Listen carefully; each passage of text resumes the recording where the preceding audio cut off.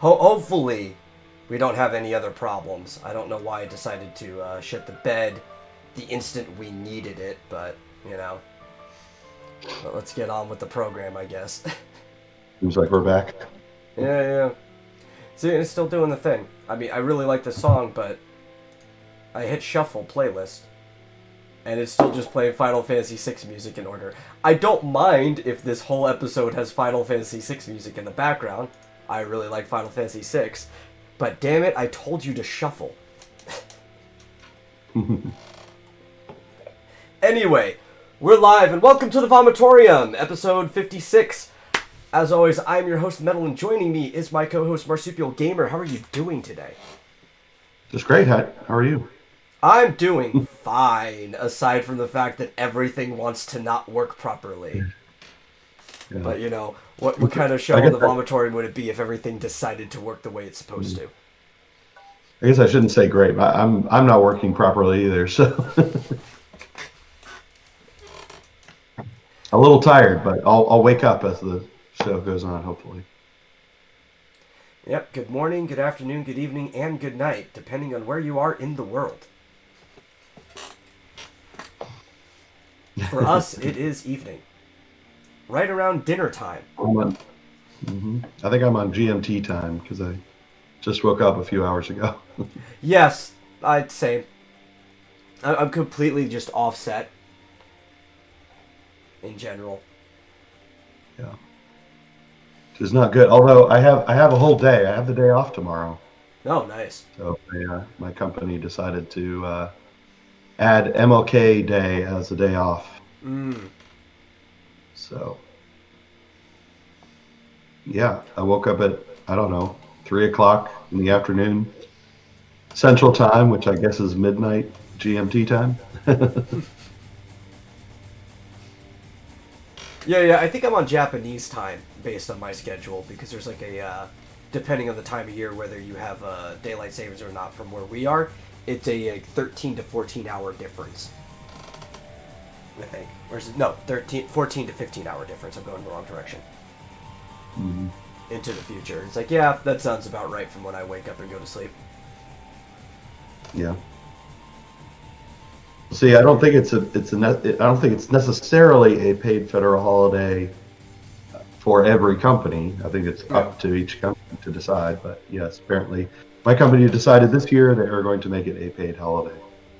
Yeah, I remember one time, like at some point in school, I don't remember exactly what year it was, but I remember being in school and them having us do stuff for Martin Luther King Day. And then I remember at some point we just stopped going to school on Martin Luther King Day. And I don't remember when it happened, I just remember there's like this line of before and after. Well, I think whatever. It replaced President's Day. I don't think I get paid because I'm a contractor technically, so. Yeah. Oh well.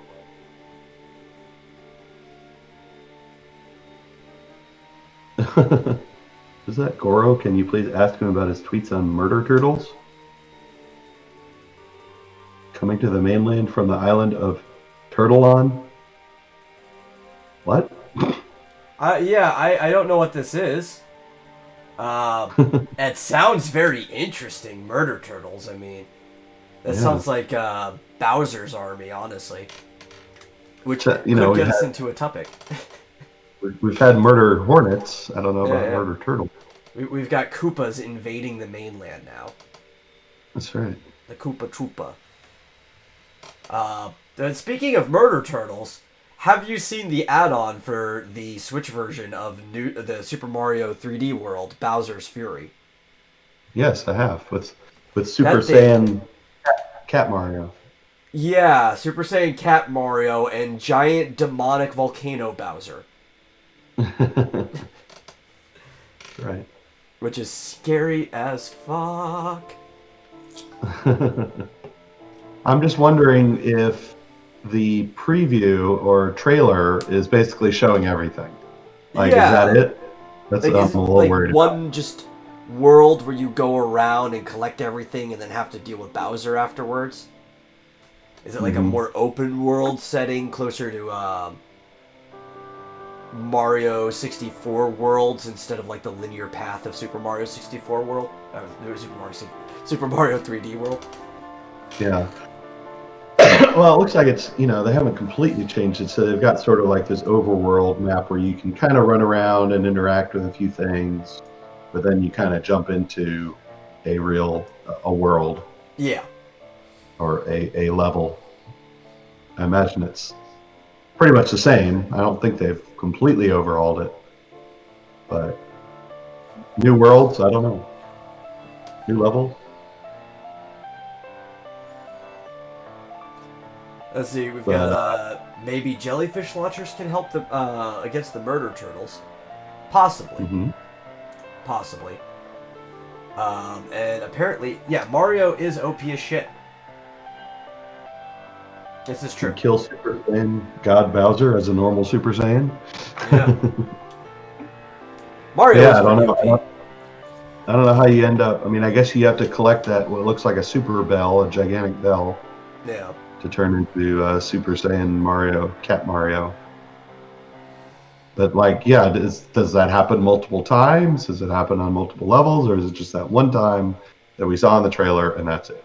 I'm trying to figure out what caused this, because apparently, whatever put Bowser into this gigantic berserk mode is so crazy that his own son is like, "Yo, Mario, we need to team up to stop this shit." Oh yeah, that's right. I forgot. Yeah. Bowser Jr. is like a companion now. Yeah, and he's got his paintbrush back from Sunshine, and he's in the Koopa Clown car. Mm-hmm. Yeah, apparently the file size for it's already been leaked. Oh. Yeah, and it seems slightly smaller than the original game. That doesn't mean it's a problem, because even if you're adding things, it could just mean that they compressed it better. Yeah. That's interesting. Yeah, so I actually usually game... expect it, though, because if you you look at the track record of adding, like, say, complete editions of stuff in general, which have DLCs put into them, with better compression rate, a lot of, like, complete editions end up being smaller than, like, the game plus the DLC on its own. And that Super Mario 3D World? Land? Yeah, World, which was a Wii U game. Right, it was Wii U. Maybe it was less compressed. And maybe this one, is it possible this one's less than full HD? I don't know. It's strange. interesting. I mean, at least if it's going off of 3D World's original files, it has to at least be 720, but that might be all it's at.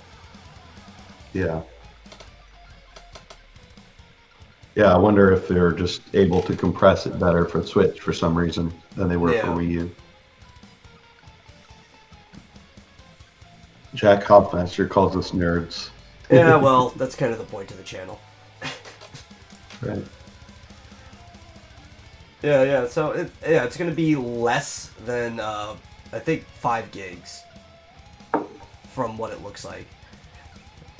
But I'm like, How do you get this information? Because you get this for almost everything, and a lot of times it tends to be true. But like, who the hell at these companies are leaking the file sizes and stuff like that? Because I don't think many people have a demo version of the game. It's not going to be out for months. It's not like there's at stores or anything like that yet. Yeah, I mean, is it even done? How do they know for sure? I think it's done. Okay. Because I think it's going to be out right as the anniversary year is ending. Like when they're cutting everything off. I think I remember that being the release time period. So it could be just like some manager of the eShop. Yeah. They like uploaded it to the eShop servers already, and somebody just cracked in and found it. Yeah. Yeah, it's possible. Me too. I don't think we have any tips for Cyberpunk. My tip for Cyberpunk is don't play Cyberpunk. Yeah. If you're talking about Cyberpunk 2077, wait until it's been patched a few more times, I think. Or roll back the clock and play the excellent tabletop game that it's based off of, where you have all the options in the world to play the game however you want. That's my tip for Cyberpunk. There you go. Yeah, GMT says wait till I finish the game before buying it.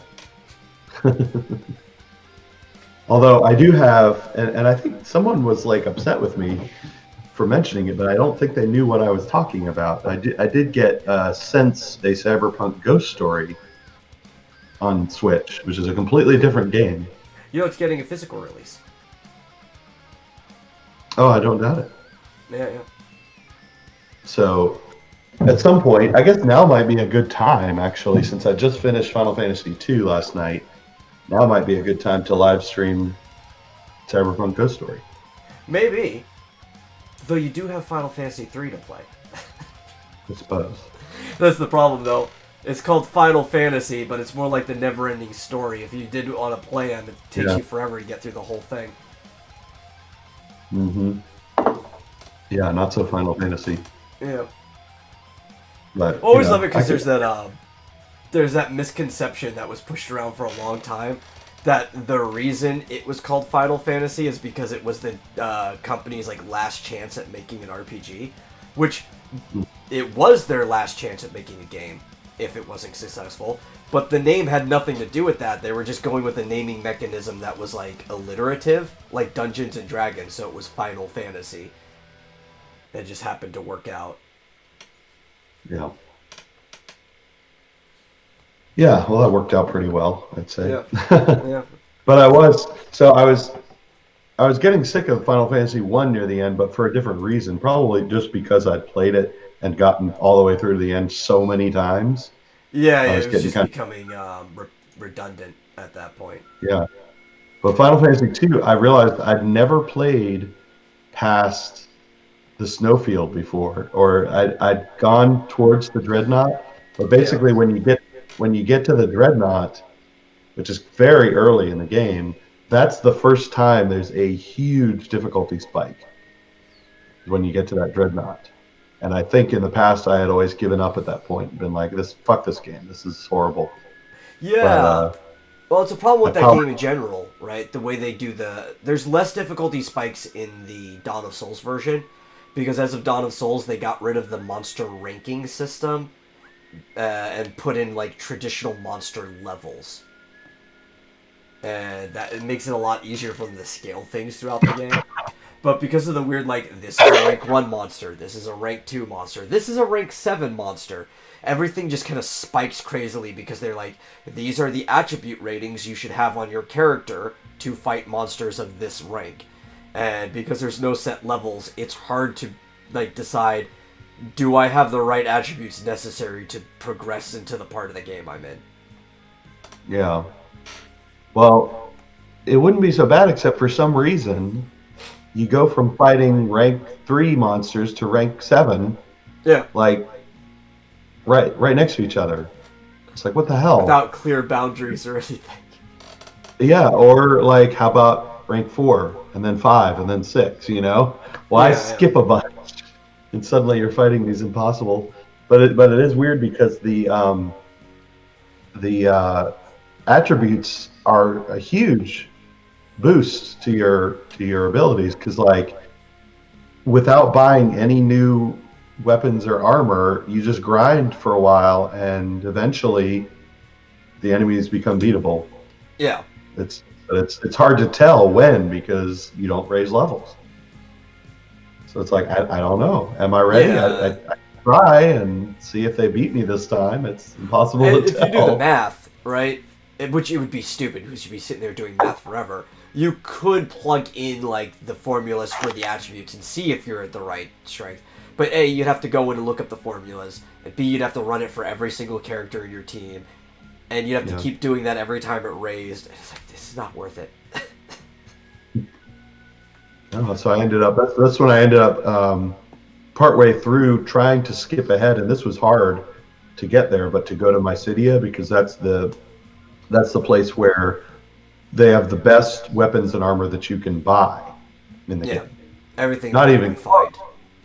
Yeah, not even close to the best weapons and armor in the game, but at least the best weapons and armor that you can just simply buy. Yeah. and just have them. So, but it was hard to even get to that town, before I got to it. Once I got to it and bought all the better armor and weapons, then it was easy to get out of there. Yeah, it was like every time people in Final Fantasy games focus too heavily on buying armors and weaponry, I'm always just thinking of the page from 8-Bit Theater, where Black Mage is like, huh, wonder where Fighter is so we can split our gold, though I'm pretty sure he's just gonna blow all of his money on pointless armor and weaponry that'll be useless compared to the stuff we find on our quest. And then Fighter repeats the exact same thing. It's like, I wonder where Black Mage is. And then he's like, because it's shiny. That's right. You gotta get all the shiny stuff. It's true, because if I had waited, if I had just done more grinding and not skipped ahead to to find the best weapons and armor that I could buy, by the time I got there naturally, I would have already had better stuff. Yeah. So. But I was sick of getting my ass kicked everywhere I went, so. Yeah, well, you're on 3 now, which is a lot more predictable of a game. It's got a standard linear leveling system, so. Yeah. Should be a lot better. I played it a lot. I still haven't beaten Final Fantasy 3, but I played it through a lot farther than I ever did with 2. So. It's also a lot easier because you just find jobs that you think are super useful, though the way the job system is kind of crud in that game for one major reason. But you find jobs you find are useful, like things you personally like, and then you just equip them with a weapon in each hand, level those jobs up, and just go to town on people. Like, it's a game where it has to have difficulty spikes because it gets too easy too fast. So you end up having like these humps of difficulty because your characters get too strong for the area. Then there's a spike, then they get too strong for the area, and it kind of goes up like that. But the problem with the job system in that game is that it is a tiered job system. And the way it works is you have like the first 6 jobs, which will have the basic ones. They'll be like the Black Mage, the Red Mage, the White Mage, Warrior, Black Belt, and stuff like that. And then you'll have like the next 6 jobs, which will be slightly better in those jobs, but they won't be the same jobs. But then the 6 jobs after that will basically be the upgraded version of the first 6 jobs, and it kind of goes back and forth, and you have like 20 jobs by the end, but only the last jobs are even viable by the end. So it kind of like makes you regret all the time you spent upgrading the previous ones. Yeah. Yeah.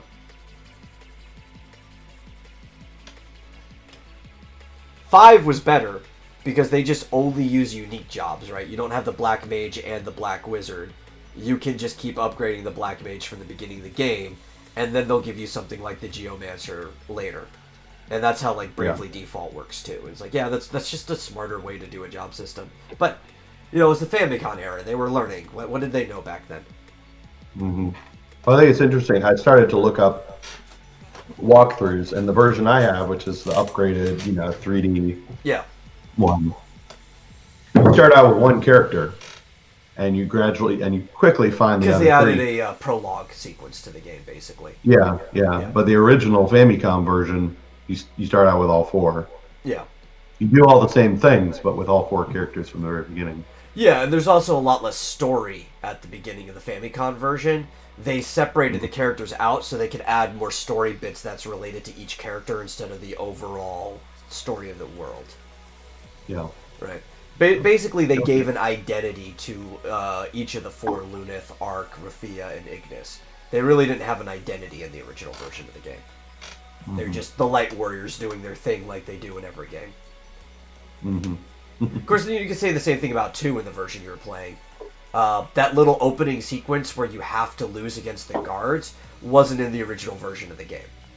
You kind of just start in the middle of the rebellion as 4 Light Warriors.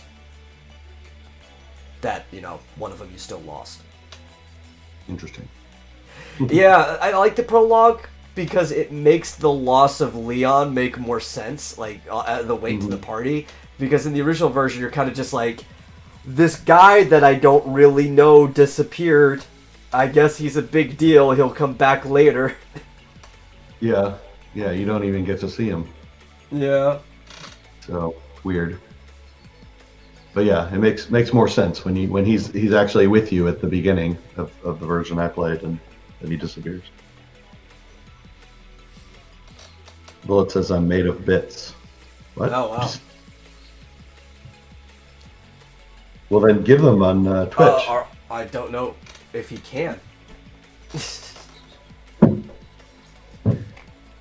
So anyway, Yeah. I finished Final Fantasy 2, and then what did we do, Middle? Oh, which can lead into something we could talk about. Yeah, almost immediately after that, because we were talking for a little bit, you decided you wanted to watch WandaVision because you had gotten your the trial for Disney Plus just to watch WandaVision. Yeah, which unfortunately I am going to have to pay for if I want to keep watching, because they're not like Netflix. They only release one episode a week. That's how they get you. They're smart. I know. They go the traditional route. And Well, like you asked me if I wanted to watch it.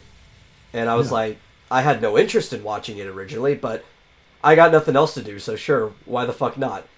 And we watched the 2 episodes. Yeah. Yes, Bullet. In fact, I think I posted on mine, "Suck it, Bullet," or something along those lines, because I actually finished Final Fantasy 2. And then we watched WandaVision. Yeah, he was getting railing you pretty hard about that before he left. I only had when you disappeared, I only had like an hour left.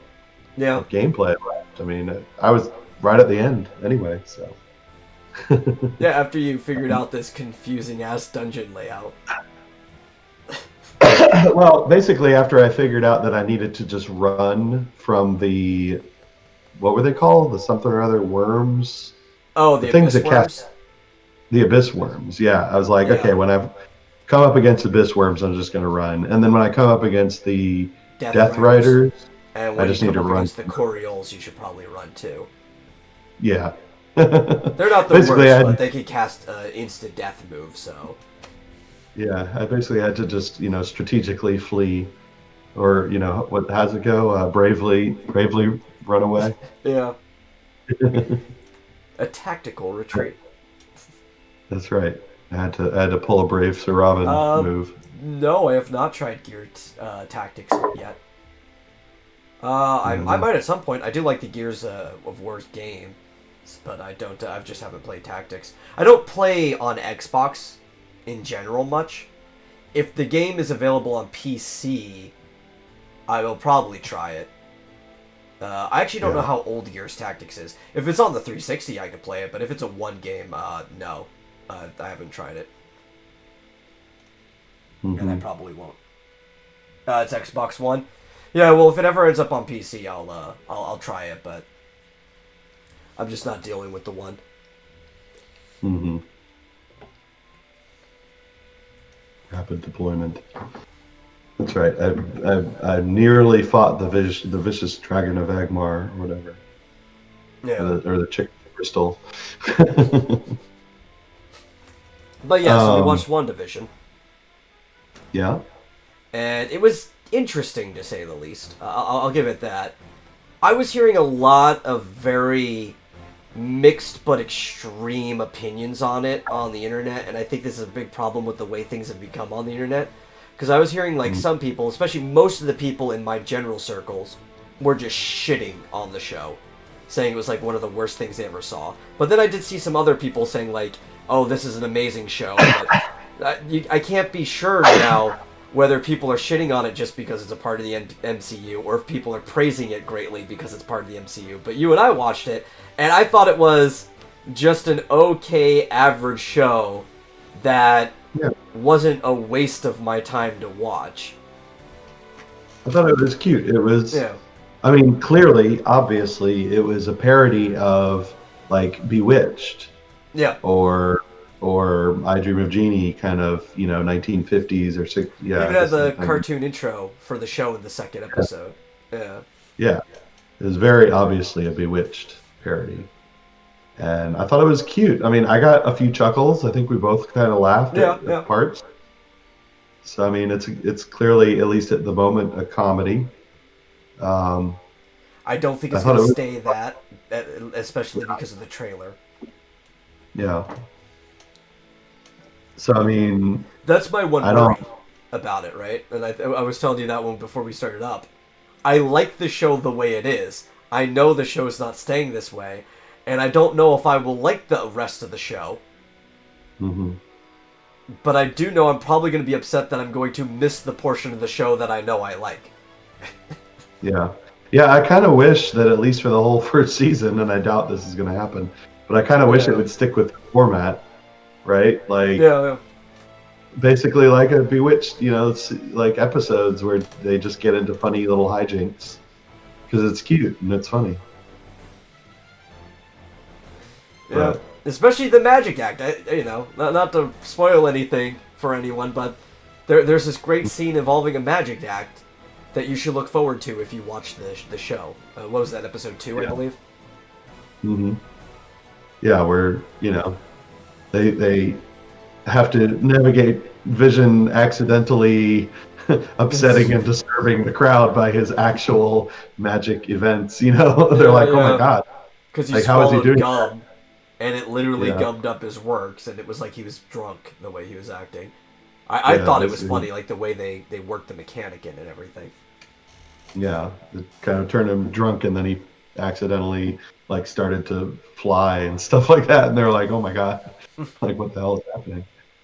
But But it's really anyway, weird too because I'm like, I don't think that's the way Wanda's powers work. But because it's supposed to be like a sitcom, they're giving her more of like the Bewitched style powers. yeah. I mean, she's a cross between Samantha and yeah, I Dream of Jeannie, Yeah. where she can make things appear and Even though like her disappear. powers are like using cosmic force to do things, so she could create illusions in people's heads, and she can like move things around and like shoot blasts at people. But if it's not directly related to cosmic force, that's not really supposed to be her power. But Mm. clearly, there's something going on. I don't know when this is supposed to take place in the timeline. Well, I mean, But yeah, presumably, presumably it's supposed to take place after Endgame. I'm guessing, yeah. But I'm or trying at to figure least, out like, which I'm sure they'll reveal it because it seems like she's in some type of coma or something like that. But like, I'm yeah. trying to figure out what led to the events of this because she I'm guessing. seemed fine after Endgame. Yeah, I'm guessing. I'm guessing. We're gonna get some flashbacks or Oh, is something. this tied into the House of M story? Oh yeah, I assumed that. You Oh, didn't. You didn't okay. think that? No, I didn't even consider that. I'm like, okay, things are actually starting to make more sense then. Yeah, okay. Oh yeah, No, I I assumed. completely blanked my mind that it could be tied into that. Yeah.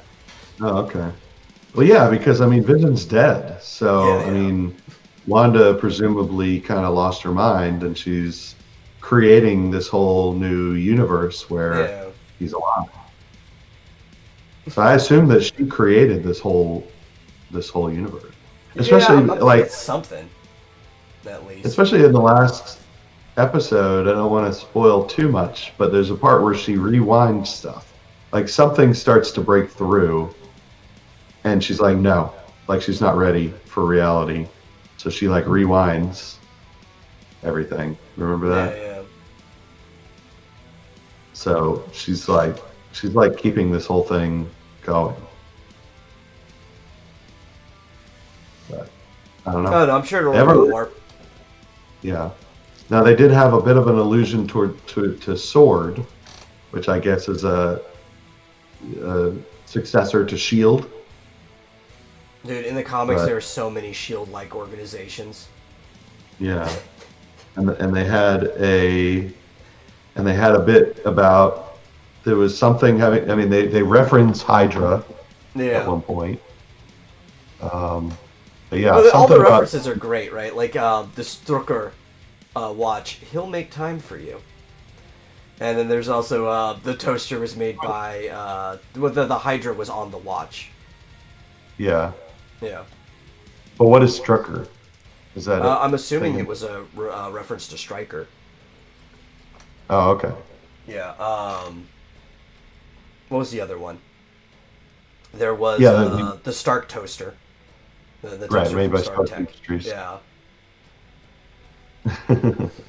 They looked very futuristic, and there was an uncomfortable part where the toaster is like taking a while to make the toast, and they're just kind of staring at it, and I was like, "What's going on here? It's weird."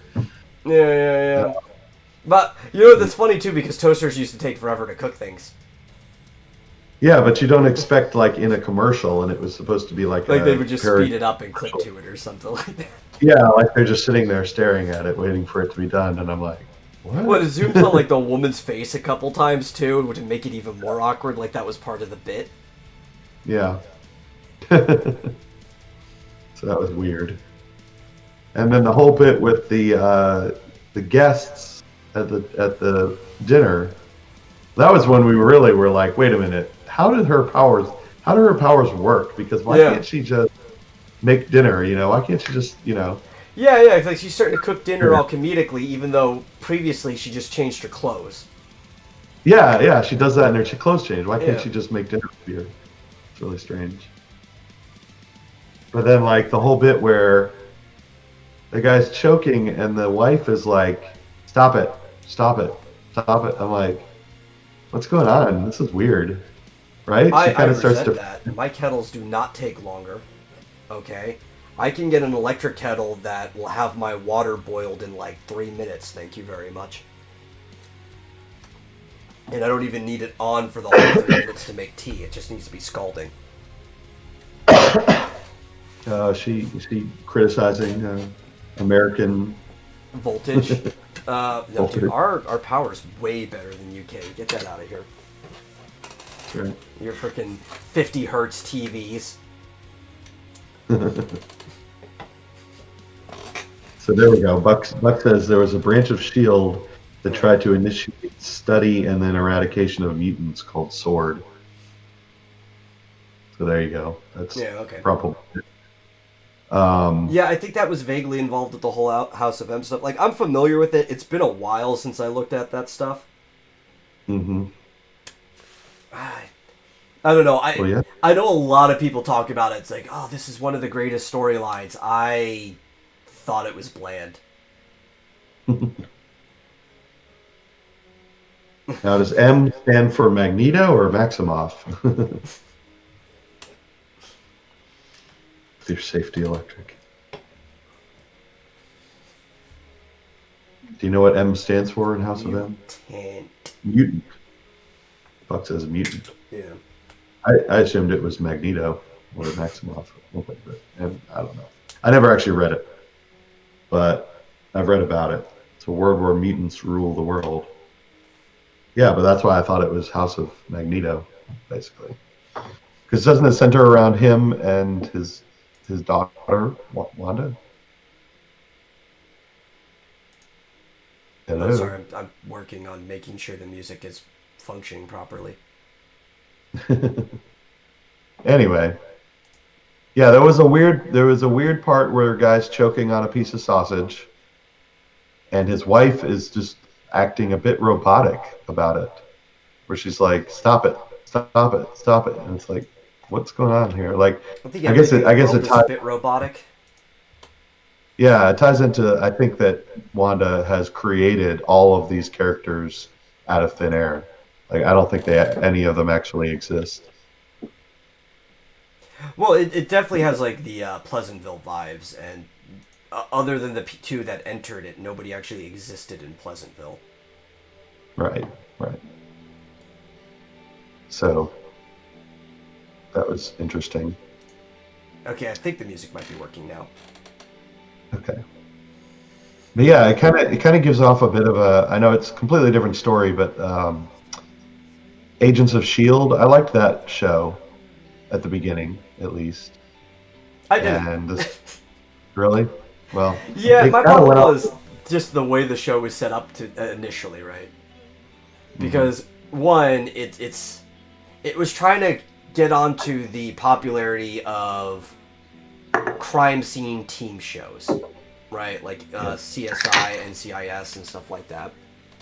Yeah, they went. But on then a it was little also mission. basically just an advertisement for the movies, like functionally. And you could tell that from the very beginning.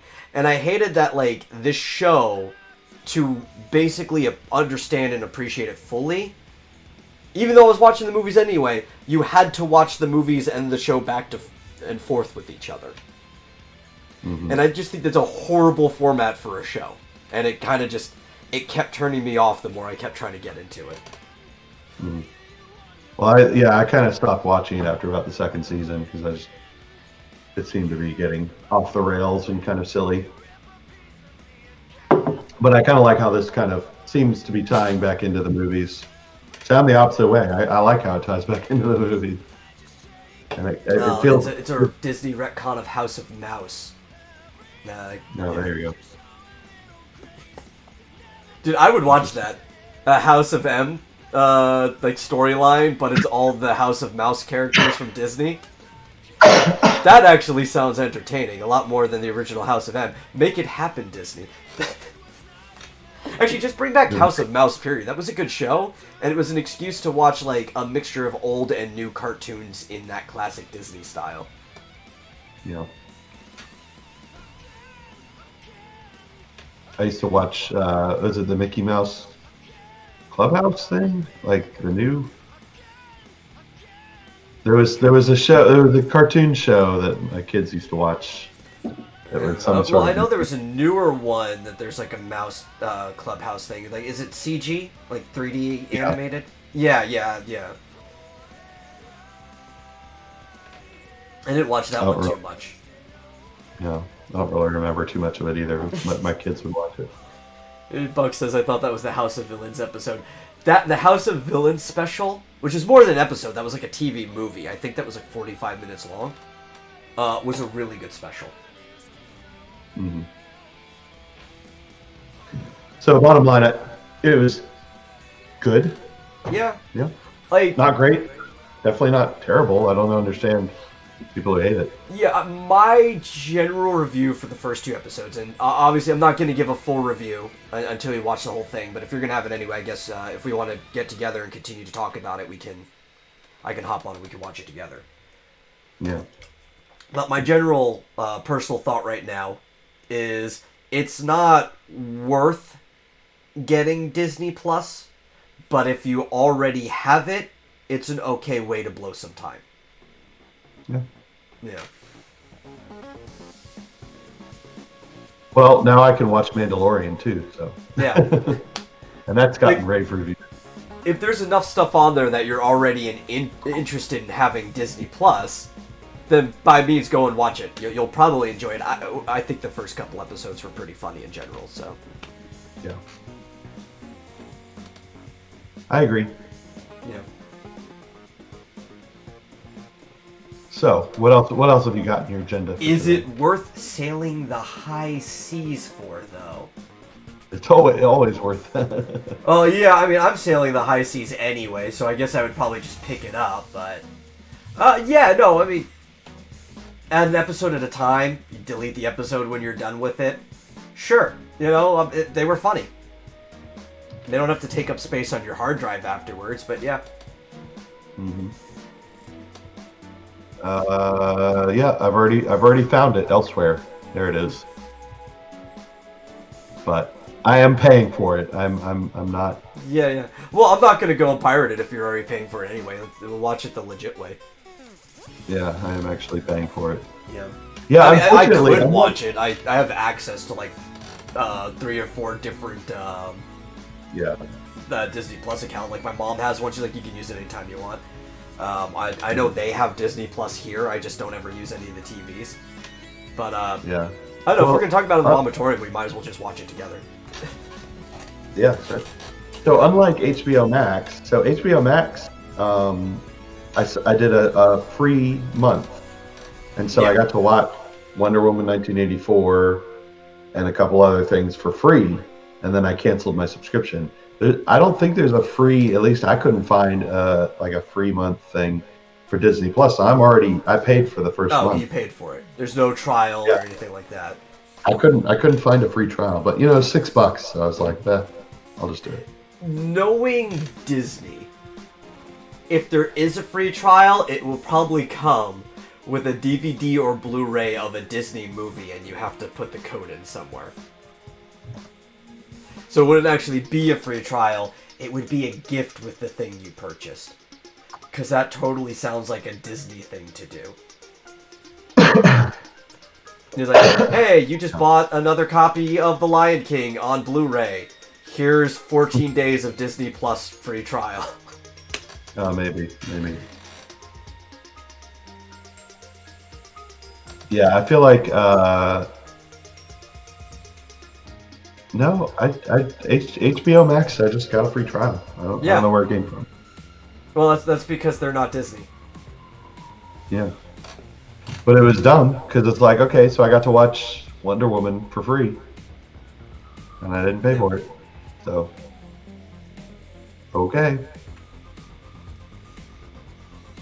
Yeah, So I anyway, remember if at one point anybody in is, time, Netflix's system wasn't very good, and I had like 6 different free trials of Netflix. You just had to wait like a couple months before you had to activate it again.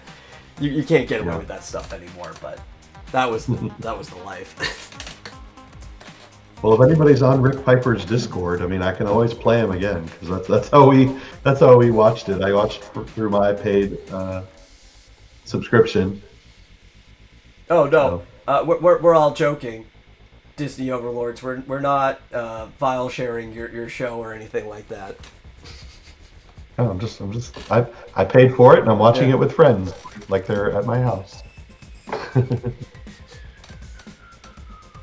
That's Nobody- so people were nobody complaining watches it. about how expensive it was to, like, say, watch Mulan or any of those other movies where they were trying to charge you like $30. And I think it was ridiculous that they thought they could get away with it.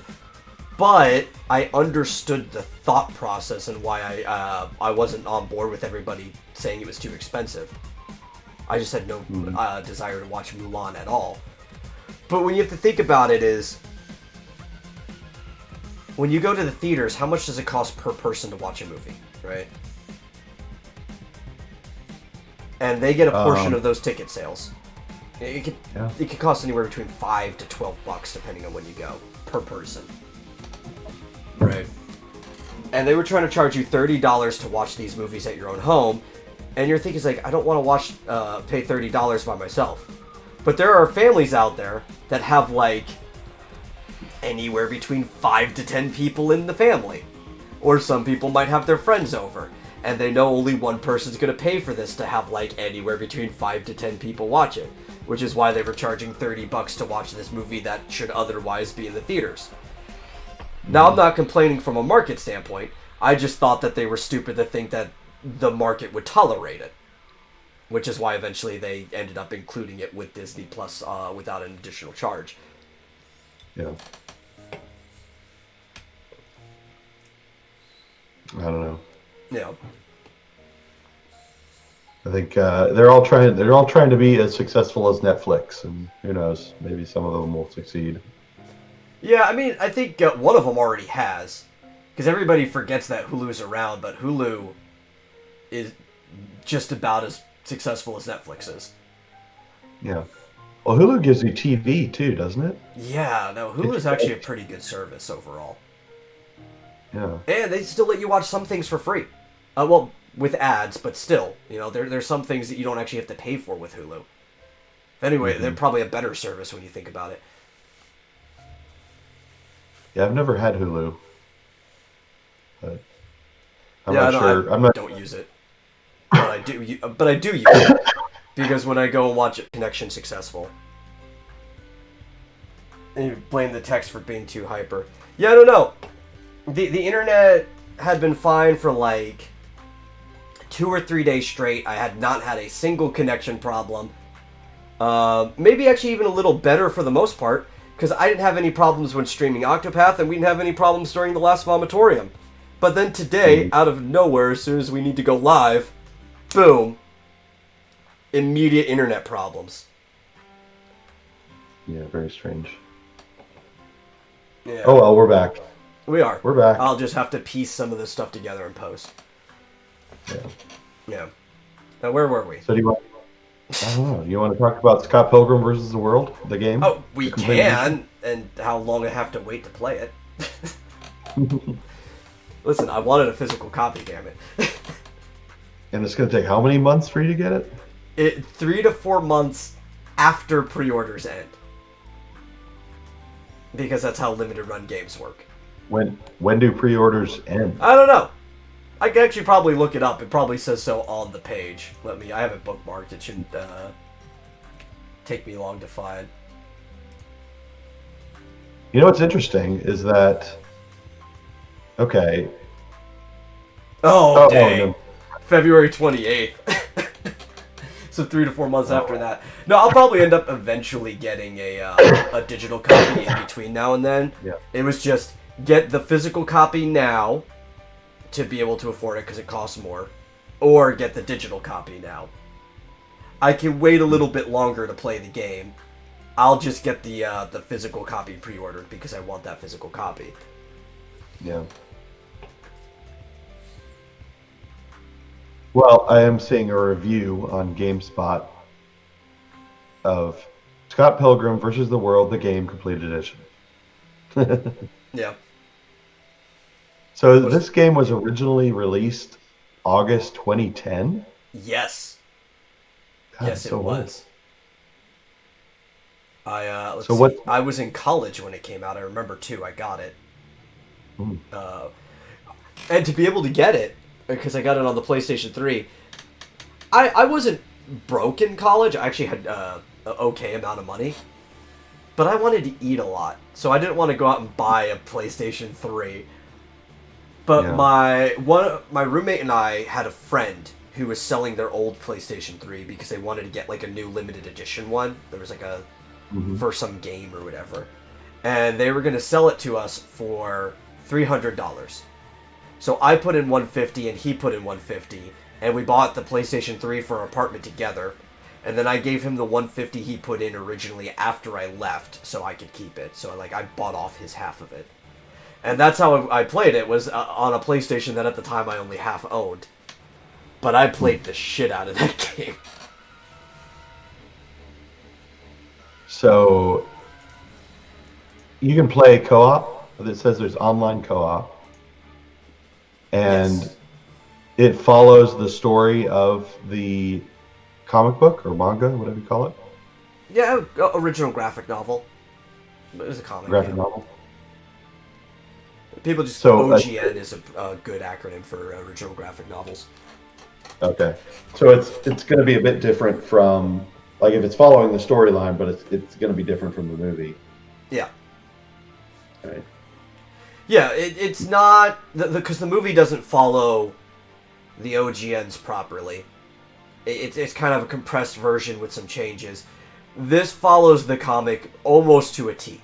It's expanded because you're playing fighting game levels, but no, there was not a third-party investor for the PlayStation 3. I'm not going to talk about it, but there's a conversation we had last night. That's what he's referencing. Okay. When I said Yeah, I went in with somebody else and bought off their half of the PlayStation 3 afterwards. Yeah. Yeah, but yeah, it follows the graphic novels sequence. So, like when you fight the Kat and Nagi twins, you're not at a battle of the band.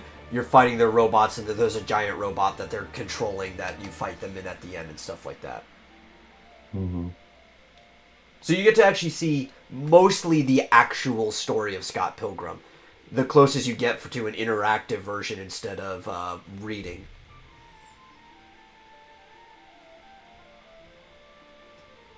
Well, Yeah. and what is in the complete edition? Are there new levels or anything like that? I don't think they added anything past game stopped, right? But it's the complete edition because there was DLC originally. So you have Knives and Wallace were DLC characters. Oh, right, right. Oh, right. So you said you can play as those characters, and the only way to get the true ending was to play as what's her name? Ramona. Ramona. Right. So it's not like there's a bonus true ending or anything. It's just every character has a different ending depending on who you around him on a throne and like a harem. Yeah. Oh, there it goes. It's cutting out again. And that was Oh, really lovely. quick this time. It didn't last as long as the last time. Dang it. Yeah. The I knives wish can it only be wouldn't take played. so long too. It's just blinking red and yellow. I wish it would just cut out so we could try to reconnect or whatever. Yeah. There it says knives can only be played if you sign into an Ubisoft Club account. Oh, well, I have an Ubisoft Club account, so I don't care.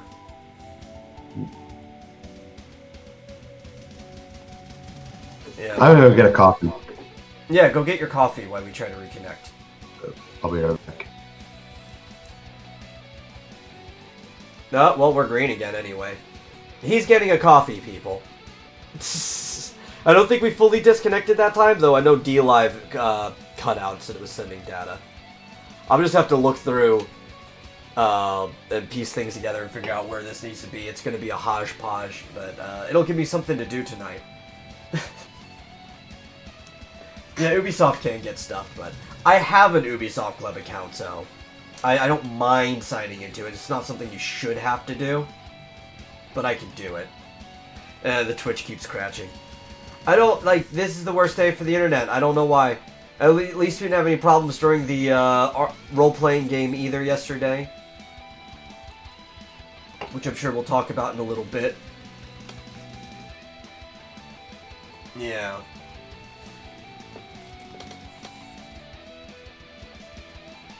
It was giving us false hopes. That's what it was doing by running so smoothly for a few days straight, and then now it's just gonna give us the middle finger to this entire stream.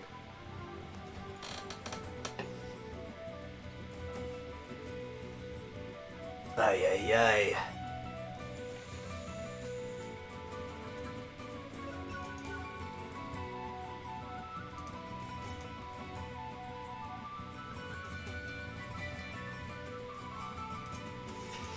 So, yeah, so you do have an Ubisoft account back when you played Black Flag? Yeah, yeah. Well, I hate that, like, everything forces you to have an account now. Like, I remember when I was playing GTA Online, and for Red Dead Redemption 2 Online, you need one too. But I already had a Rockstar account, just because I liked the Rockstar games and went and made one. So it didn't bother me, but it kind of peeved me a little that you needed a Rockstar account to play the games. Especially because things didn't transfer from one version of the game to the other. Now, if your characters and file, like, all that was saved to the account, then I wouldn't mind. Because then it's like, okay, this is how you store your information. And it keeps track of that. But it only keeps track of it for, like, the sake of... what's it called? Achievements and stuff like that. It doesn't matter to saving your data.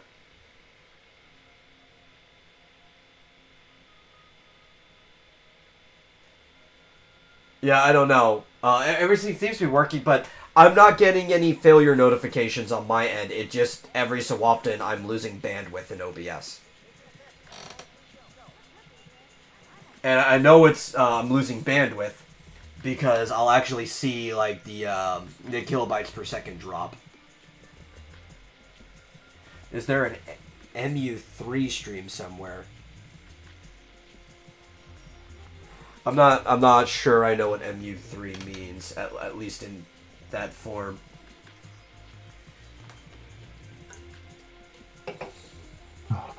I'm back. Oh, you're back, yeah. I'm sure that's supposed to be a joke, though. There's the Kappa face, but I don't know what that means. What are y'all talking about?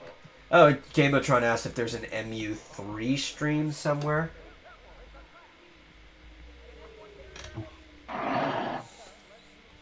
And Mr. Squeaker said, "What is MU3?" Yeah, I don't know. Yeah, it literally came back, like, it went green as soon as you left. Oh, of course. Yeah. Well, I got myself some coffee and chicken enchiladas, so Oh, nice. I'm ready to go. Yeah, yeah. I was just saying before, at least it didn't cut out yesterday while we were doing the role-playing game. Yeah.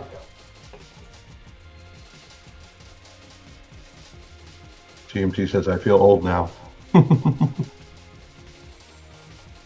Should we know what MU3 is?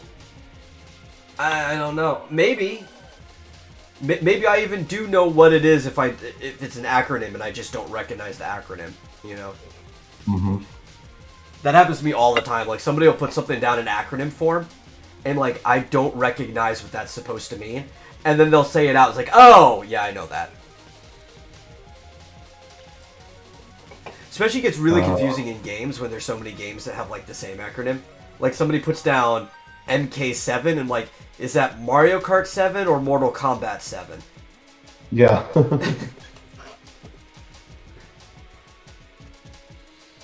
Yeah, I don't know. It came up with MU3 gaming, but I don't understand what that MU3 is. streams are what internet radio streams use. Oh! No, I actually don't have a setup for internet radio. Huh.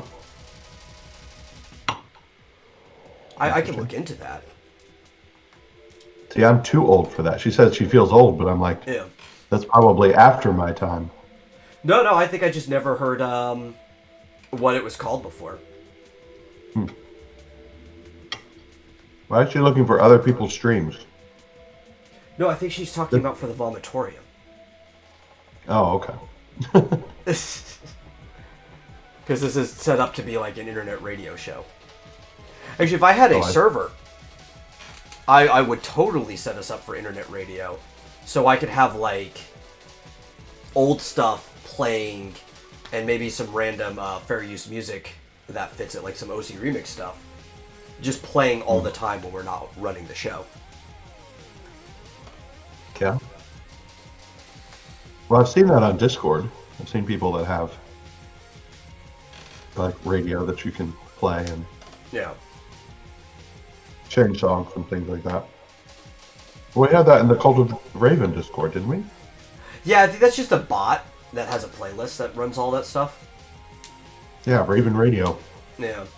Which there might be a way to set that up where it's just like somebody else hosts the server. Like there's a site that does that, and you could just set up a playlist and maybe it'll shuffle things. You could probably put like a mix of shows and music in there. The only problem is I'd want it to set up to where like during a certain time it just clips to our feed, and that might be difficult to do. If I had my own server for that, and that's also what I streamed off of, that would be easy, you know, because I would just be changing scenes. Mm-hmm. Maybe that's a project for the future. Who knows? But What else is going on? Yeah. We gotta get our bearings straight. Maybe just move on to the next topic. I am looking forward to playing Scott Pilgrim again, though. I hated that it was ever digitally deshelved. Mm-hmm. There's a lot of Pokemon news. Yeah, Because we're heading into the 25th anniversary. Yeah, what's this Pokemon Snap? Oh, New dude, Pokemon? yeah, that's one of the ones I pulled up. I love Pokemon Snap. So, Pokemon Snap was originally a game for the N64. A very fun game. It took the idea of Pokemon and got to collect them all, but or catch them all. But instead of catching, you're shooting them with a camera, and it's like a rail shooter. It's an on-rail shooter, literally on rails, because the character that you're playing is like in a vehicle, Jurassic Park style, on like a track, and you're going through on a safari hunt shooting pictures of Pokemon.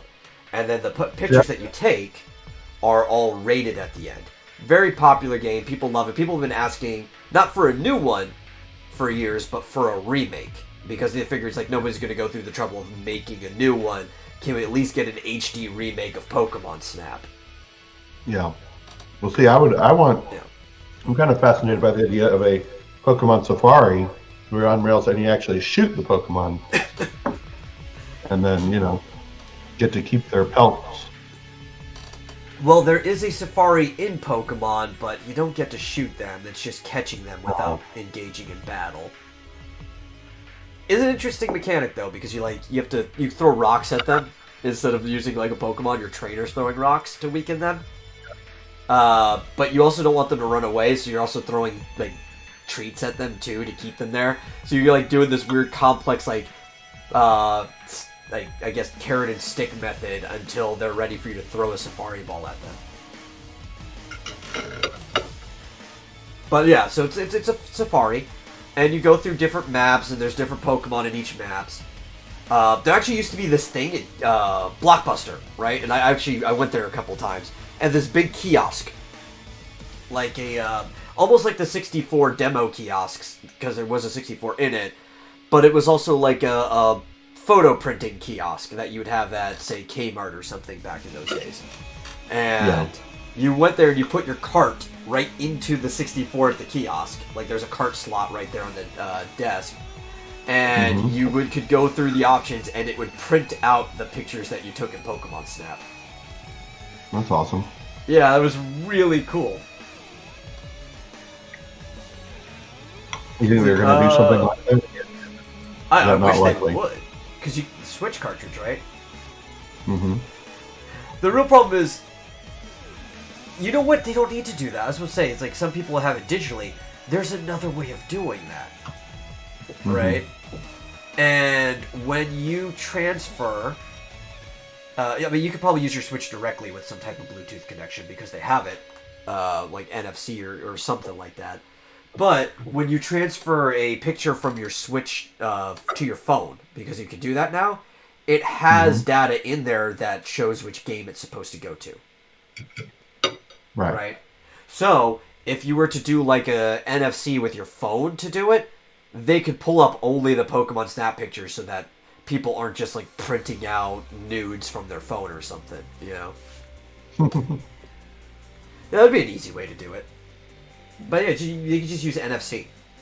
I was thinking like, that'd be complicated to use the cart because what if people have the game from the eShop? But if all your pictures get downloaded straight to your Switch gallery, then you could just use those.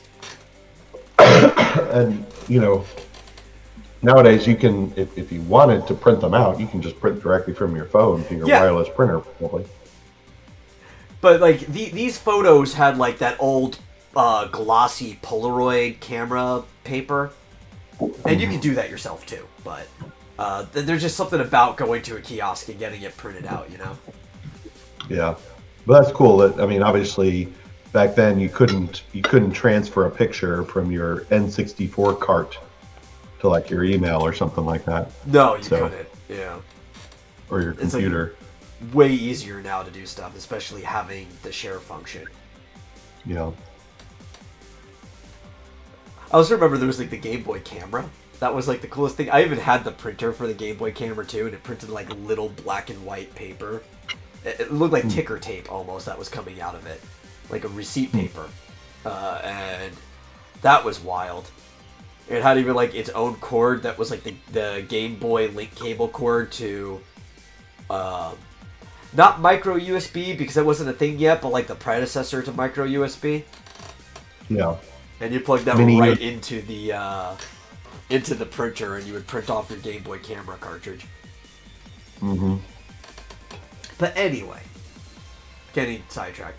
The new AVGN game. I said AVGN did a video on the Game Boy accessories, including the printer. Yeah. Because the printer was used for more than just the Game Boy camera, but I think that's what it was originally designed for. Because I'm pretty sure the Game Boy camera came out prior to things like Link's Awakening Director's Cut, which had printable stuff in it and stuff like that. Yeah. You could even apparently use the Game Boy camera with the Super Game Boy on like the N64. That's weird. I've seen people do it too. It's just a weird. Well, what's cool is like you know the game Face Raiders that came with the 3DS, right? Yeah. The whole concept of that game basically originally came from the Game Boy camera because the Game Boy camera had a game where you like take a picture of somebody and it would turn them into like a Galaga style boss fight, just all in black and white pixels. Yeah.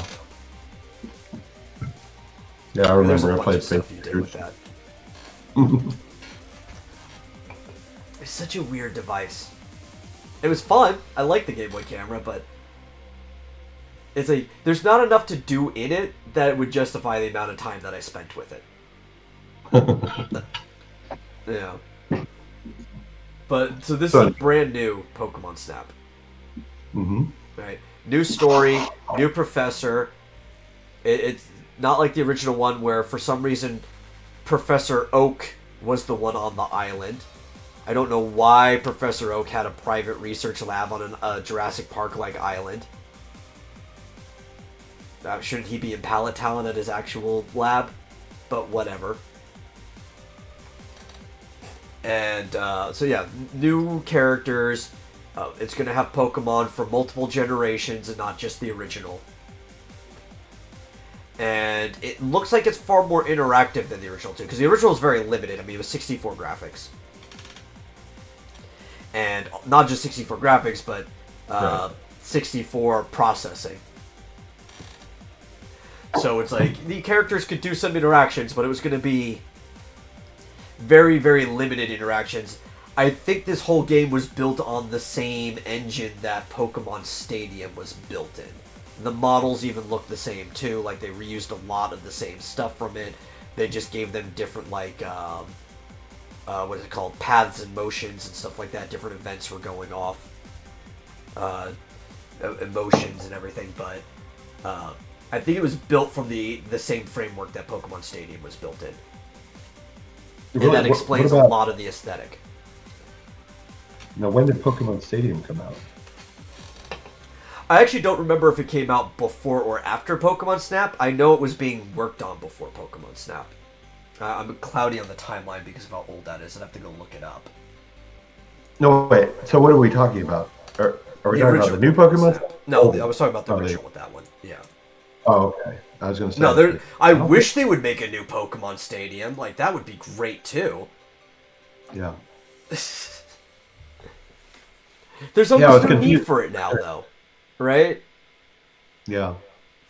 Except, well, no, I could think of a need for Pokemon Stadium, right? If it was a standalone app, maybe you paid $5 for once, or maybe even free, but it was connected to Pokemon Home, so you could engage with battles with people or mini games and stuff directly from the stuff in your Pokemon Home or boxes and stuff like that. I could see a need for Pokemon Stadium then. Well, have you played Let's Go Pikachu or Let's Go Eevee? I have. I was extremely disappointed from it. Really? You didn't like those? Yeah, because they played too much like Pokemon Go when it came to the capturing stuff, and it also was like... That was the point. Trying to get rid of random encounters and blah, blah, blah. Like, the trainer battles and gym battles were still exactly what I wanted from Pokemon, but it's like half of the enjoyment of the game was gone for me. I like that you got to ride random Pokemon, though. That was cool. Like, you have them following you, but you can ride like an Onix and stuff like that.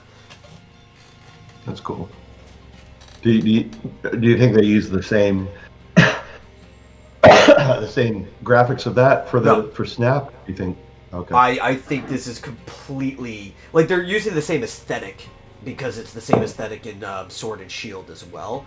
But I think this has to be a different engine just from the way I'm looking at how things are interacting with each other in the world just from the trailer, right? Like I could see physical differences in the momentum of the models interacting with each other and stuff like that too. Everything looks better, so I don't think they're reusing models, or if they are, they're reusing the meshing, but all of the textures and stuff were made from scratch. So I have a question for you. Yeah. Are you into Pokemon? I mean, in general. Yeah, no, I like Pokemon. Like, a lot. Okay. Yeah. So I haven't... The only game that I ever actually bought and played, sort of... I mean, I never got through it, but I kind of played a significant amount, was X and Y. And I don't even remember which one. Yeah. Probably X. Yeah. Actually, no, actually, since then, no, I actually bought Sun and Moon. My condolences. Yeah, so, and I also couldn't get into Sun and Moon. Yeah. I think I bought Sun for myself and Moon for my girlfriend. And I don't think either of us played very much of it.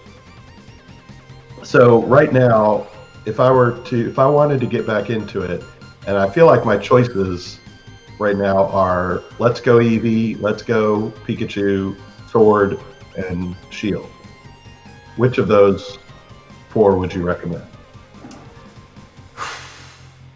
See, Now, I do like Pokemon Go, so I mean, I'm tempted to get Let's Go Eevee. Eevee. Like Pokemon Go, because for me, it's hard for me to recommend either of those 4.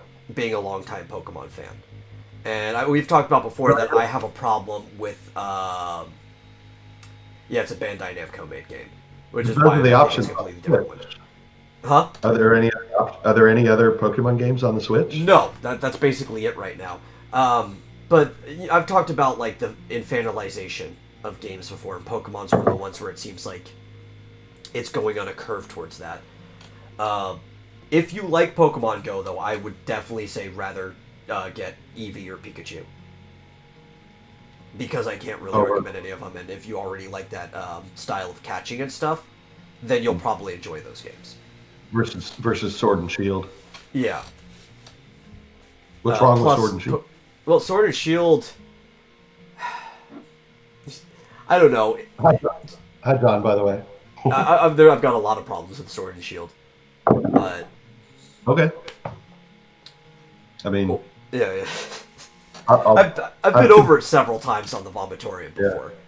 But, I've been considering getting one of those 4, but I don't know which one. Yeah. And also, Let's Go is the original game's story, so at least it has a solid story to it of being the protagonist who goes through the entire Kanto region, dominating the gyms, and eventually beating the Elite Four. Sword and Shield's all over the place. The game doesn't feel very open world. Everything is just turned into like narrow hallways, as you see is happening with a lot of games, just because the more graphically intensive games become, the easier it is to just make games with hallways, because you don't have to focus on too much. So basically, they kind of, Final Fantasy 13. Yeah. They kind of removed caves. There are no caves in Sword and Shield whatsoever. And exploring caves was one of the coolest things of the older Pokemon games. They technically still have random encounters, but they don't. They basically remove random encounters. The Pokemon are walking around in the world. And they have like this little thing if you're walking through bushes where like a exclamation mark will put all over your head. And you can hit A to battle it, but you don't have to, so they have effectively removed random encounters. They brought gyms back. I mean, my biggest problem with Sun and Moon is that the trial system was cool idea, but it didn't properly replace gyms, and I really liked gyms. But the gyms are like completely weak sauce in Sword and Shield. Like, they're almost not even worth doing. Hey, John Dillard. I don't hear him. Oh, neither. Yeah, he could be talking and doesn't even know that he can't be heard. So apparently, this is not the best generation to get into Pokemon. Yeah. What you're saying? Yeah. Well, because like you said, X and Y. When I first played X and Y, I initially thought it was a good hopping point on for people who hadn't played Pokemon before, but I had some reservations. The reason I thought that is because it looked like Pokemon was tilting back upwards in direction, because it was going up until Diamond and Pearl, and then after to Black and White, it took like a little step down. But Black and White 2 was good, and it looked like it was going back in the right direction as of X and Y. But they did a lot of hand-holding. They just gave you a lot of shit for no reason. They didn't make you earn it whatsoever in X and Y. And then Sun and Moon kept taking that path. It's like, we want to experiment in different directions, but we also want to keep making the game easier. Yeah. And Sword and Shield is like the epitome of that. Now they're about to remake or release remakes of which one? Diamond and Pearl? There's a rumor that for the anniversary that we might be getting a Diamond and Pearl remake. It hasn't been confirmed yet. But if they did do a remake, that would be the next one on the list, because back in Gen 3... How about that? Can you hear me now? Yes, we can hear you now. Sorry about that. Yeah, yeah. Yeah, so with the Game Boy, there was a remake of Red and Blue, or Red and Green. They used the Japanese ones. In the DS, there's a remake of Gen 2, Gold and Silver. And then for the 3DS, we got remakes of the Ruby and Sapphire. So the next one to get a remake, if they continue that path on the system, would be Diamond and Pearl.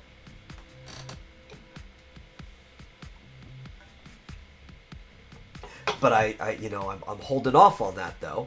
I really liked the remake of Ruby and Sapphire because even though it used the X and Y engine, like they just basically built it out of X and Y, and they did give you a little bit of stuff for free, but it was mostly just so you could get used to the new mechanics.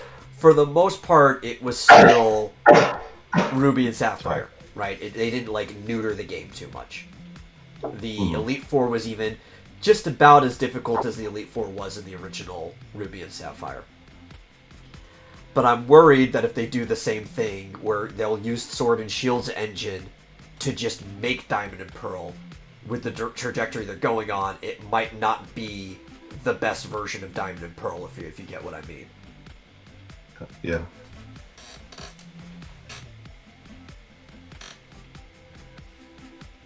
So what's going on, John Dillard? Not much. I'm just working on our Milk Maiden. No. Did you finish the Paladin? No, I didn't. Oh, okay. I'm gonna have to go back to the drawing table on that. I don't like her design. Oh. Alrighty then.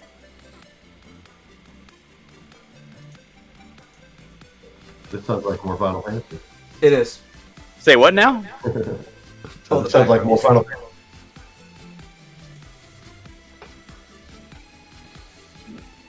So Sorry, I didn't catch that again. Don't worry about it. We were discussing the complexities of a visual novel last night, and Bullet in particular thought that we could do it in record time. That it would be super easy. Do it in 6 minutes. You were doing some John Dillard levels of paraphrasing there. Yeah, so that's approximately what he said. 6 months, 6 years, something like that, something in that range. Well, Bullet seems to be under the impression that nobody that does anything independent could ever get anything done. So That's right. Just because he could.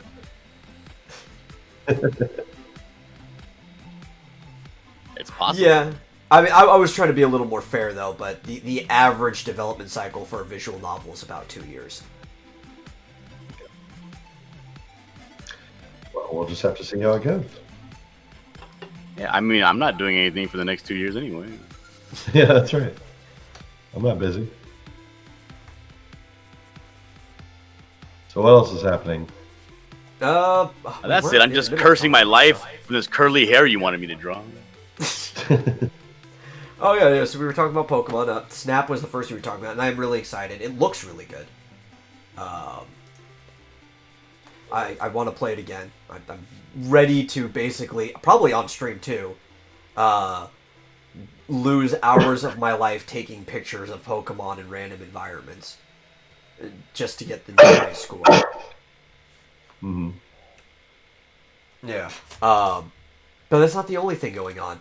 We're probably going to get a lot more announcements regarding Pokemon coming closer and closer to the anniversary.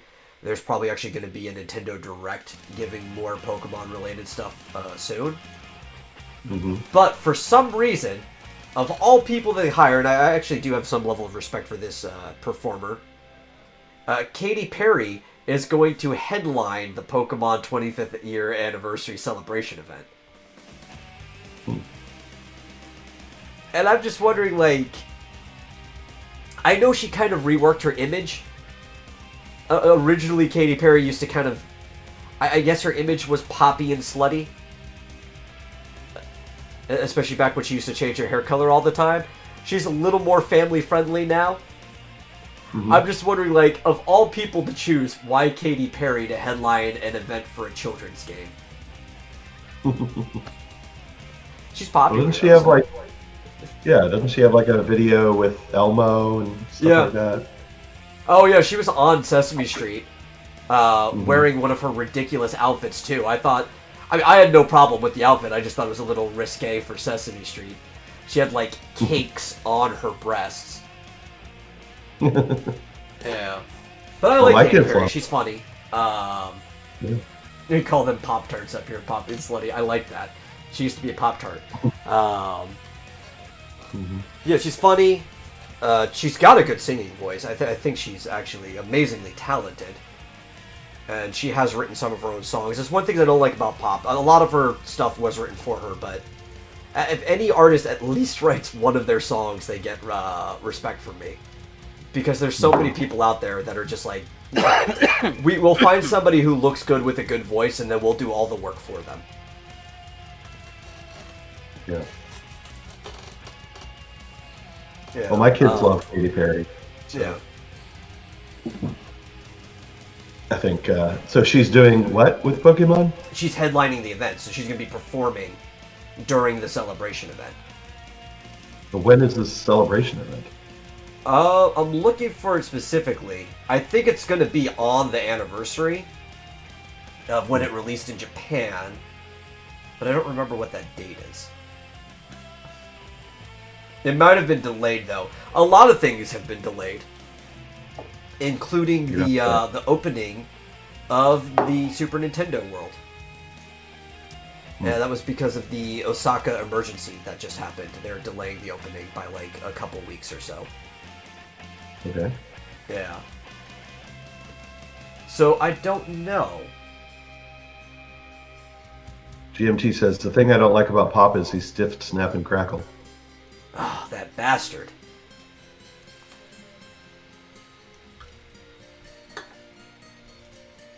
He's the only one with like an actual chef's hat, isn't he?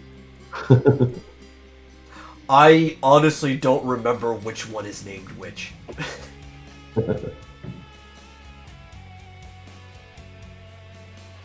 Yeah, what'd be really interesting is I don't know if they'll have any original music for it, but if she's gonna headline it, it would be funny if she read or like sang off the original Pokemon anime theme for the Gotta Catch 'Em All. That would be funny. Mm-hmm.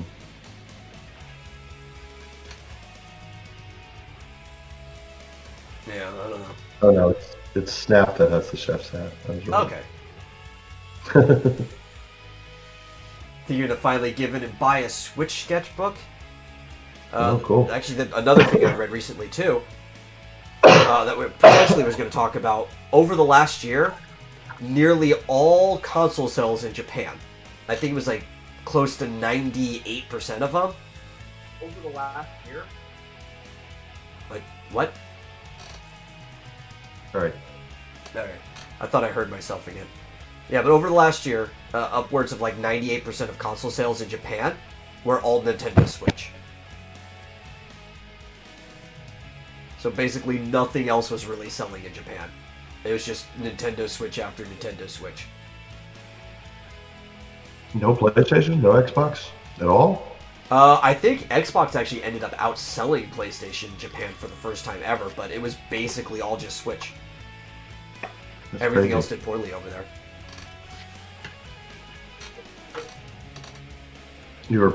Sketchbook says he was protesting Nintendo because of the Switch. What? Why? Why?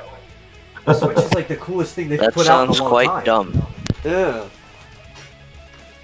That doesn't even make sense. It's like saying I'm going to protest Nintendo because they released a Nintendo console. I don't know. That's exactly what it's saying. I don't understand. It's like, "Yarr, Nintendo, the Switch isn't up to my standards, I'm protesting you." Okay. Well, that means you're just not buying it. Yeah. It's not really a protest so much as just choosing a product or not choosing a product that you don't. Well, one, this is completely different hardware specs than the Wii U. Yeah. because it's using that mobile NVIDIA technology. Yeah. Tegra 1 chip. Yeah. But, like, I I don't know. I wish You they can say had- the same thing about most of the competition, too, right? Because their incremental updates aren't that much, and a lot of them just end up having the same games from the last generation because it's easier to port than to make a game on the new system. That is just like, oh, well, you could say the PS3. You guys sound like was a just the bunch of PS2. Nintendo Switch shills over here. Yeah. Like the How is it Xbox older One than is the just a Wii U? 360.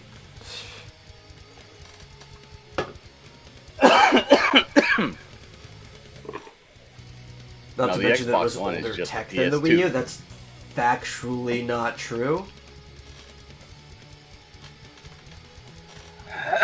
But is it spiritually true? I mean, if it's his truth, he can believe it. I guess. It's literally not possible. I mean, the Wii U came out 5 years earlier. It has a 1.2 gigahertz IBM PowerPC processor. Well, I mean, talking about the development of the Wii U, even if we just go by launch, the Wii U came out before the specific NVIDIA chip that's in the Switch. Hmm. So that is physically impossible. Now, you could say that you consider it weaker because it is a mobile chip, like being in a laptop compared to like a desktop or console. But it can't be older. That is just not possible.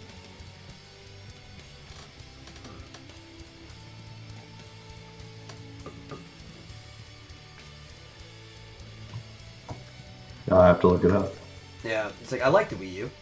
It infuriated my friend how good I was at Splatoon the first time he played it. I like the Wii U too. The problem was that the Wii U, which very much was not the Wii, confused so many people, and they thought it was the Wii. It was really, really bad marketing.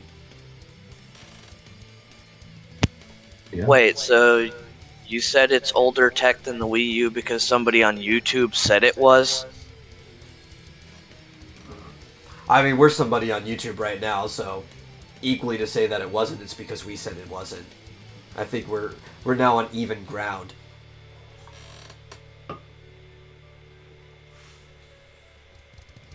Let's see. I'm trying to find. So the Switch uses a NVIDIA Tegra X1. Yeah.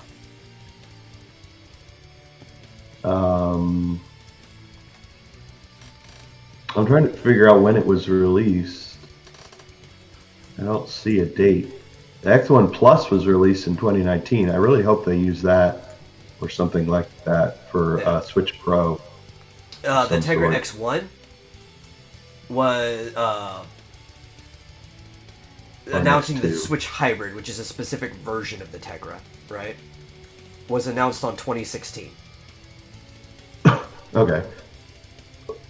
Well, so the Wii U had already been out for a year. So Yeah. obviously it was not older technology because the Wii U obviously had been in production since before 2015. Yeah. That's when it was released. And it was using a PowerPC chip, which I don't even know if they even make those anymore. Well, that's an IBM chip, and the Switch is running off of NVIDIA. Yeah. It's like listening to Kevin Smith talk about DC. I've Just never talking heard Kevin Smith talk about DC, so I have no point of reference here.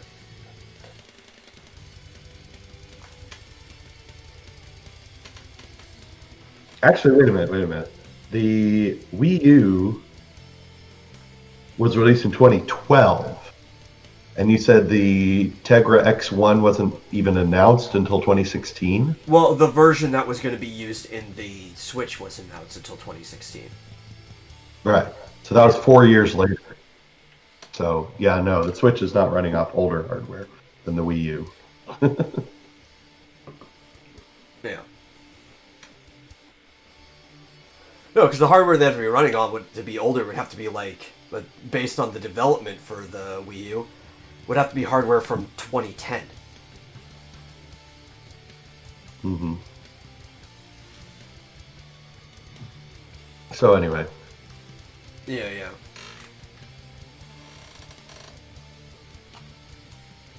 but Yeah, yeah, they decided to go with a mobile processor basically. But Well, by if you're gonna 2017, mobile when the console, a mobile processor yeah, would make sense. yeah, that doesn't mean that it's not powerful. I mean, it can do full HD. Um, Yeah. at Well, least, it's like at least when the computer I'm streaming off of is a laptop because I need it. I need a computer that's mobile, and this has a mobile processor, and this is a pretty powerful computer. I could play most modern games on full settings as of right now. Now, in a couple of years, maybe that'll lapse to the point that I can't. But, well, even maybe next year, depending on how high some of the games are. Like, games get ridiculous on the higher end. But most modern games I can play on full settings right now with the computer that I have. And it's got a mobile processor. It's probably a lot stronger than the Switch. I'm not trying to compare them. The Switch is a weak machine compared to my computer. But just because something's a mobile processor doesn't mean it's weak. well, I do hope that if Oh, they I don't have come a out wrench on this channel. I was gonna drop a bunch of Kevin Smith videos. well, I hope that if they do come out with a Switch Pro, that they use either the Tegra X2. Yeah. Oh, Sketchbook is correcting himself. So, sorry, the chip was actually new. Only thing that was not new was the design. Well, yeah, they were been toying around with the design for the Switch for a long time. They just didn't have the capacity to make it. Mm-hmm. Yeah. Or there's the new Tegra Xavier processor, named after Professor X, by the way. Yeah. which was released in March 2019. So they had plenty of time. They could use that Xavier processor for Switch Pro. Yeah, there's another example too from GMT. The Raspberry Pi 4 uses a mobile chip, and it's a pretty awesome toy. So here's something that's been tossed around. I want to see your opinion, having experience with computing and programming. How much server experience do you have? I mean, what aspect? What are you talking about? I like running servers or setting them up or anything like that. Have you ever done that before? Yeah. Yeah, quite a bit. So there's a new idea of using like a mesh tethering network of multiple Raspberry Pi machines as a replacement for traditional servers. And some people are saying that it might actually be more efficient than like a traditional server unit. Running what, like Linux or something? I would assume you'd be running Linux. Personally, my favorite server distro is the Linux Pac-Man distro, but I don't know what they're talking about for using this. It's a new idea that's floating around that they're using a mesh tether system for the Raspberry Pis might actually be more efficient than running a singular traditional server. Maybe. I'm curious to see what they're comparing it to, because I mean, some of these server blades are incredibly energy efficient. Yeah. And And very we're talking about small. having multiple machines, which you'd think would be less energy efficient. Well, plus you can do server blades in an array and mesh them together. I mean, if you've seen these server racks, you can have, I think they do now, like horizontal server blades together in a rack, and and they mesh together. If you go on like Microsoft Azure and you're going to set up a server, you have the widest array. It's ridiculous of different options. I mean, you can go from a single server, you can have a dedicated server, to like just like a ridiculous number of that have to be multiple servers put together. I mean, that's real. I can imagine that they actually are physically. Is that you're essentially raiding, all these hard drives, and you've got multiple processors. I think the idea is that they're trying to improve blockchain servers, right? By having a physical blockchain before you get into the net crossover. But my problem is, what's to stop you from doing that within a mesh network of a single machine, right? Like, I don't... Well, I mean, here's the thing. So a Raspberry Pi is just a computer. It's just a server. Yeah. My question when you're describing what you're describing is like, how is that different from? I don't know. This is something that's just been floating around. You know. I mean, maybe if Raspberry Pis are especially energy efficient or efficient, They are in some pretty way. efficient, but I'm still thinking if they're multiple machines, though, it's still just going to be less efficient in its own, right? Than running it off of one power source. Not necessarily if that's the way they're designed to work. But like I said, I mean, you've got effective logical servers that are made up of multiple physical servers already. That's already a thing. So I don't know if Raspberry Pis are more efficient I think than, say... maybe because it's cost effective and basically a little bit... It's easier entry level for people to get into. Mm-hmm. Because if you're trying to distribute your networks across everybody's houses, right? Say a part of the servers here, a part of the servers there, maybe that's what people are going for. Because a lot of it's coming into trying to be an alternative to the way the net is currently running, right? And if you're talking about possibly federating servers, that might be a solution because it would be pretty cheap for individuals to buy into. Sure. And that might be what they're talking about when they're talking about it being more efficient. I don't think it's more energy efficient, though. Yeah. I mean, I think people will be surprised as to how small and cheap and energy efficient, say, Intel servers are nowadays. I mean, I am a big Intel shill because I'm an Intel partner, but but you know, they do have some amazingly cheap and low energy efficient servers now too. But I'm not saying you're wrong. Maybe. Well, that's just like where my mind is going to. Is I think if we're trying to, because people are trying to decentralize in general, right? Mm-hmm. And if that is the goal, and you're trying to get people to basically buy into decentralization, cost effectiveness might be the biggest thing here. And I know Raspberry Pis are pretty cheap. Are we talking about putting servers together like in your attic or something? Yeah, or just in your room. In general. Yeah. Yeah. Yeah, it is a cheap alternative. Of course, look into an Intel NUC NUC. Yeah. Those are cheap alternatives too. Especially because I know a lot of people, and we were going to talk, or I wanted to talk about this, but we just weren't prepared to, and I don't think we read any more on it. But at some point, we do need to dig into federated networks. We touched this a little bit on the last episode. I do think it's important, though, because the way things are going, even Mines was recently attacked. They can't take it down because the main servers are owned by the people at Mines, and a lot of stuff is on the blockchain, so it is slightly decentralized. But you saw what happened to the app, right? Mm-hmm. Yeah. The Raspberry Pi could run an internet radio server. I should look into that. That might be a cheap way to set that up. I did not consider it. But yeah, so the Minds app was basically neutered on the Google Play Store. Oh, right. Yeah, you can't... if you have the app from the store, you can't see not safe for work images, you can't comment or engage with people. There's so many things that were taken off of it. And there's a simple solution. You just go to minds.com/mobile in your mobile browser, and you can download the APK directly from there. If you're on Apple, you're kind of just screwed in that regard because there's no way around it for the Apple Store without jailbreaking your phone, and that leads to all kinds of other problems that you might have. But, yeah.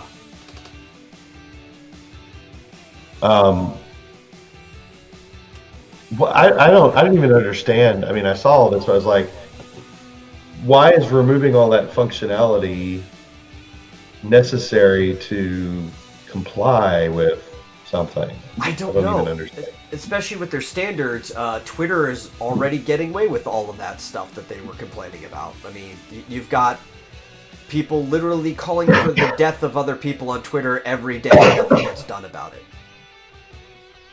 I don't even understand. Like, so you can't comment? Can you post anything on using the app? Yeah, you can post. And you can How does removing the download comment things, but that's feature? it. I don't know. How does removing the comment feature comply with really- something? I don't know. It also removed the messenger as well. Yeah. So you have to have the Minds like .com/mobile APK version to use Messenger.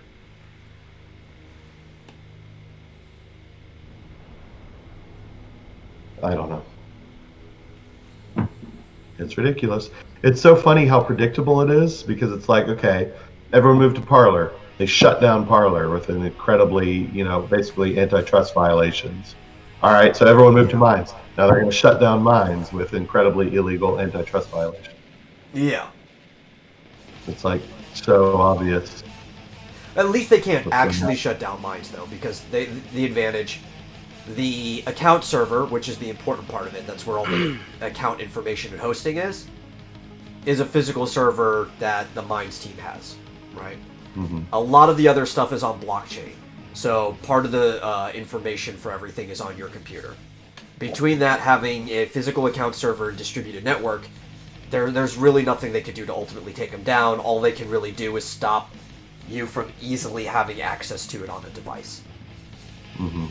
Well, they can also, I signed up for Minds Plus, Yeah. which presumably is a charge to my bank account. So I don't know who processing they're. could always be hit. That's how you get things after that if people find ways around it. Yeah, I don't know what their payment processor is. Now they're still safe with cryptocurrency, but that means they'll make a lot less money because people have to go the extra steps of buying and selling the cryptocurrency to be able to support Minds directly. Well, and here's the other thing. In order to use that, I don't. One of the options, at least, is to hook up your Coinbase account. Yeah. And Coinbase could be could cut Coinbase them could off. be hit. Yeah. So I know they're. don't- I've heard in a blog, I remember, very loose, that they're trying to federate. Like, Minds is trying to have all of their stuff set up for Mastodon and federated networks. So there would be a Minds node that is a clone of everything on the site. And that way, even if ultimately everything didn't work, you could just go get Tusky or one of the several Mastodon apps, and then you can log into the Minds node and still interact that way. And that's what I want to talk about was Mastodon and federated nodes, which actually Raspberry Pi would be a very good machine for setting up a node server for a federated social network. And the way that works, we talked about it briefly before, is you have a server that is yours. There's a physical information server somewhere. Basically could be on any machine. I think Mastodon itself is Linux based, so if you want to run the server, you should probably be using some type of Linux ran distribution. But you could use Windows or Mac ultimately to do it too, it doesn't matter. And you have the server here, everybody can connect directly, it's almost like an IP address. And you can interact with other nodes from that account. And the reason having a distributed network like that, like a network of networks, and everything being decentralized, is if somebody blocks you, or they block access to a node, it's like different countries blocking you from the border. You can still live on the planet, you just can't go there. And it's, in some ways, it's kind of like an alternate internet, but it's an internet that's alternate from the World Wide Web, basically. Yeah. Because the World Wide Web, people have to remember, it's just a very small portion of the actual data on the internet.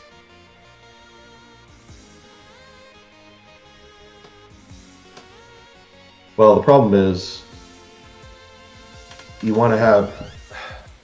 Will people still be able to go to Minds.com and just log into their account? Yeah, people will still be able to go to Minds.com. The only thing that ultimately gets that is the service hosted or the domain. And I think they have full control of their domain. I don't think that comes from it somewhere else. But I'm not sure. That's something I just don't Well, they have to have. Yeah. They have to make have a the virus. registrar. Yeah. They have to have a registrar unless they are a registrar. Yeah, that's what I'm worried about. Like, I think, isn't Gab a registrar? Like, they don't have to go through anyone? Because I think Gab is 100% independent.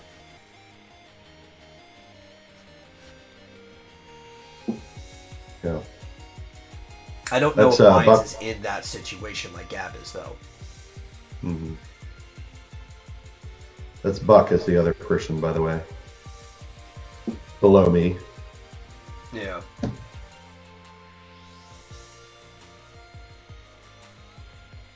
I was just still arguing about the iterativeness of Nintendo. I know. I was reading that. You know, I find that the PS5 and the Xbox Series X is gimmicky, so I'm not buying those gimmicks. Yeah, but if things are iterative, how has that ever been a turnoff from getting the next system or something? Like, everything's iterative. Wouldn't you want iterative improvement? If that bothers you having to buy a whole system for that, then you should really just be on PC and be upgrading your computer as parts come out. And be more like a Theseus ship instead of buying a new ship every single time. Yeah. Do they still have to? Does the website still have to deal with ICANN? I thought they decentralized that. Yeah, I don't know. That is out of my wheelhouse. I don't know about that at all. Where's my? Yeah, I totally agree with Bullet that, you know, everyone who has Apple products, it's your fault, damn it. Hate you people. Oh, excuse me. I have not paid for an Apple product since the iPod Nano 4. that was the last Apple product. I'm like, this is I have a good. message coming in here. Hold on.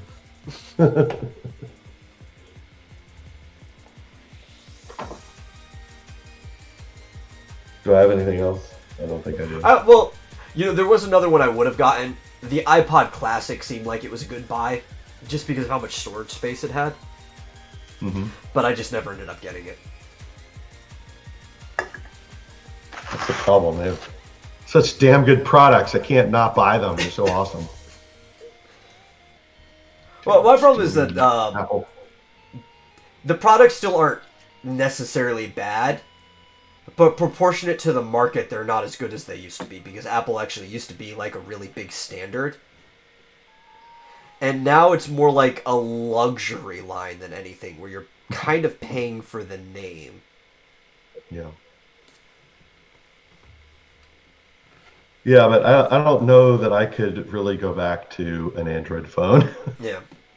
Well, I used to have an another Android thing too phone. is like, I don't doubt people where it's like, well, all my stuff is already connected to Apple. Why would I go? You know, like same with Android. All my stuff's connected to Google services. Why would I switch?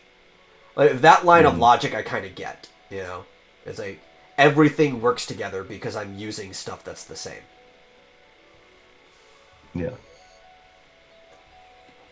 And I have to say, I've owned dozens and dozens of wireless routers. The best one I ever owned was an Apple Airport. Never It's had an unbelievable. Apple router. Oh, it's so good. It's always worked flawlessly. Absolutely flawlessly. And I've owned, you know, high-end D-Link and, you know, all kinds of different Wi-Fi routers. They always have problems, can't connect, just, you know, issues with certain devices. Yeah. With my airport, I've had an airport for years and years, and it's like Windows connects to it, Macs connect to it. It's unbelievably fast. It's always reliable. I'm like, how did they make the perfect Wi-Fi router? I'm trying to remember what it was. I think it was a Netgear Wireless G that was around 2016. And for me, that was the best one I had. Normally, I wouldn't necessarily recommend the routers. There's something about that model line that we had never had problems with anything connecting to it. And I could reach it from like a block down the street. It was crazy.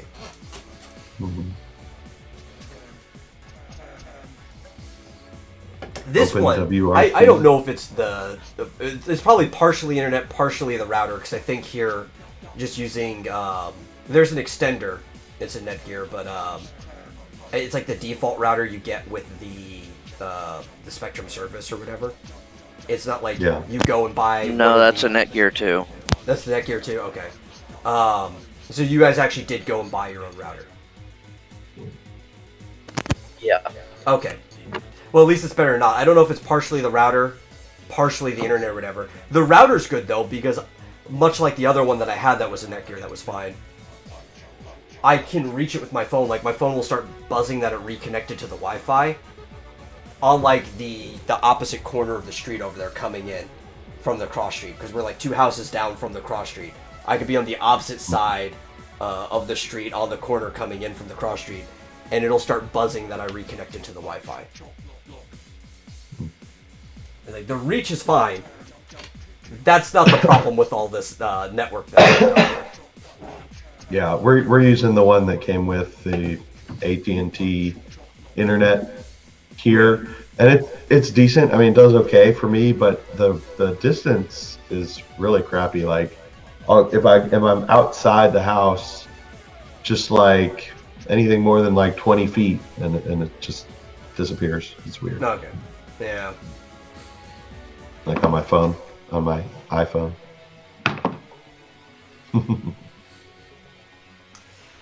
Although, now that I've got a job, I can reconnect my service, so I won't need Wi-Fi on my phone anymore. So, speaking of which, by the way, can I go on a minor rant? Yeah, go on a rant. Since I stopped paying for my service back in spring, and effectively lost my phone temporarily, Sprint and T-Mobile merged. When did that happen? Like, I went back, No. I got paid on Friday, right, for my new job, and I went to Sprint.com to pay my bill so that I could reactivate my phone, and it forwards me to T-Mobile. I'm like, what the fuck? What's happening? So, I don't know. I've had Sprint for literally 22 years. And now apparently I'm on T-Mobile. Boost and T-Mobile merged. That I remember. I don't remember when T-Mobile and Sprint merged. Yeah. Thanks, Sketchbook. Appreciate it. Yeah. But yeah, so now I'm apparently on T-Mobile. Well, I'm not on anything yet because I haven't paid my bill yet. But yeah, that was bizarre. I was like, why am I getting forwarded to the T-Mobile site? Very strange. But yeah, you want to know the story of my first cell phone? It's fascinating. Is it a fascinating story? Yes, I graduated from college. I'm old. Should I write this down? Yeah, I'll let it's Dillard be the judge at the end of your story, whether it was fascinating or not. Yeah, there's going to be a pop quiz later. So I'm old. Just spoiler alert. I graduated from college in 1999. And right after college, I went to a Tennessee Titans football game because the Oilers had recently moved to Nashville. And the first year they played in the Vanderbilt Stadium, and they were the Nashville Oilers. I think or Tennessee Oilers, maybe. And then the second year they were the Tennessee Titans, and they got their own stadium. And that was the year I graduated from college. I think it was the year. So we went to my girlfriend at the time, who became my wife, went to a Tennessee Titans game at the Titans Stadium, and there was a little coupon in the seat, in the cup holder of the seat in front of us. Pulled it out, and it was a coupon for a Sprint PCS phone. And so I had never had a cell phone. There weren't really cell phones. I mean, there was, but they were very uncommon. So I went home with the coupon and used that to get my first Sprint phone, and I've been on Sprint ever since. So that's the end of my story. Fascinating. Fascinating. I give it 27 jellyfish launchers out of 100. Oh, that's not very good.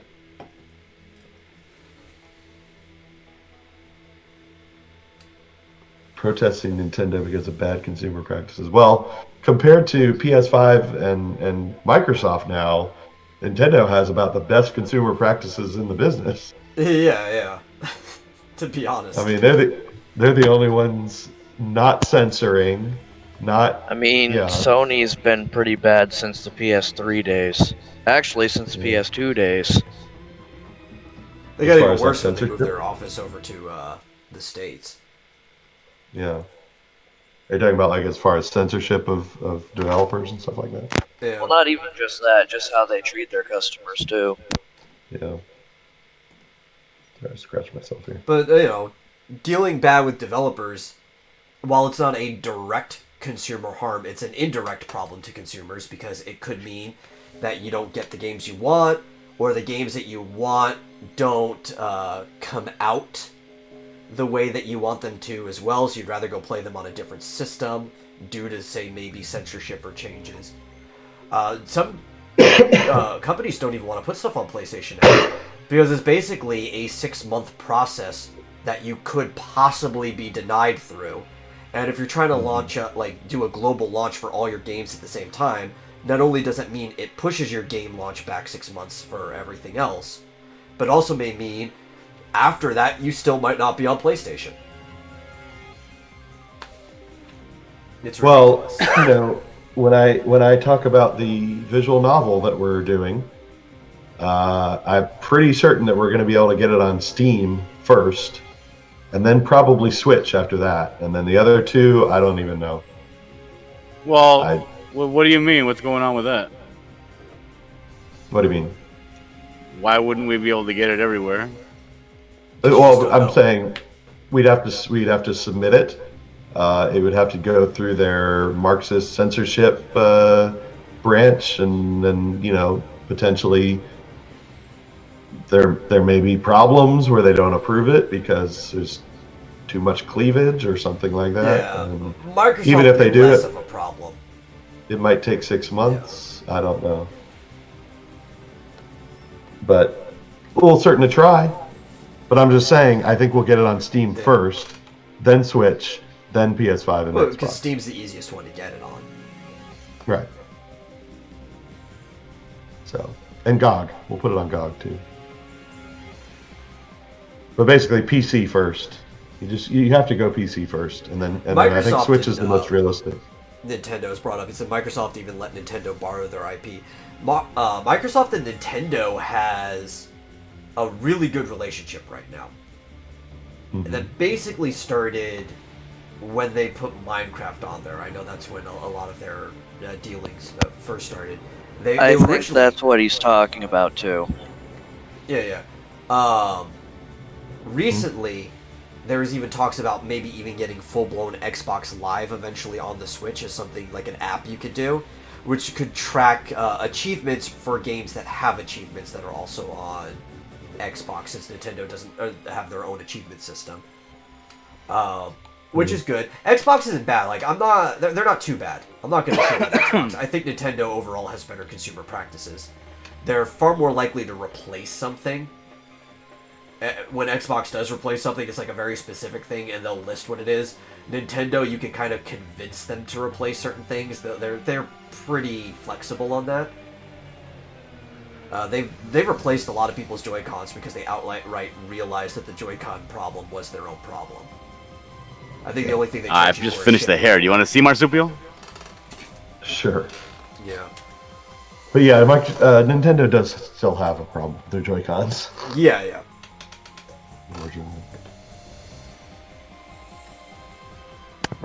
Are you sharing something, John? Yes, I am. Oh, cool. Great. She has various size ringlets everywhere. Don't you love curly hair? Don't you love drawing curly hair? Man, more than I anything. hate drawing. It's the best. It's great. I like the way curly hair works, like looks, but god dang, drawing. Yeah. Metal, she's our Tika Whalen character. Oh, okay. She's gonna be sort of a, I don't know. John keeps saying milkmaid, and I keep saying barmaid. Why can't it be like a Legend of Whatever. Zelda milk bar? There you go. She's like I don't know. She's like the girl next door. She like works. Mallory. Yeah. She does multiple. She does multiple jobs. She works at the bar and she milks the cow. That's right. And she works at the milk bar. Yeah. She'd You just know. be like. Actually, what was her name? The older one in Majora's Mask who worked at the milk bar. It wasn't remember. Romani. It was the older sister. I can't remember. Well, that's not a question for me. You know, that's a question No. for you, Martin. I'm asking Marsupial directly. Yeah. It's a name I should know, but I'm forgetting it right now for some reason.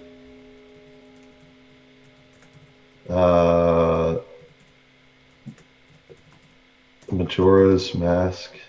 Yeah, it was there's the characters for Romani's ranch is the older sister. Crimea. That's her name. Oh, okay.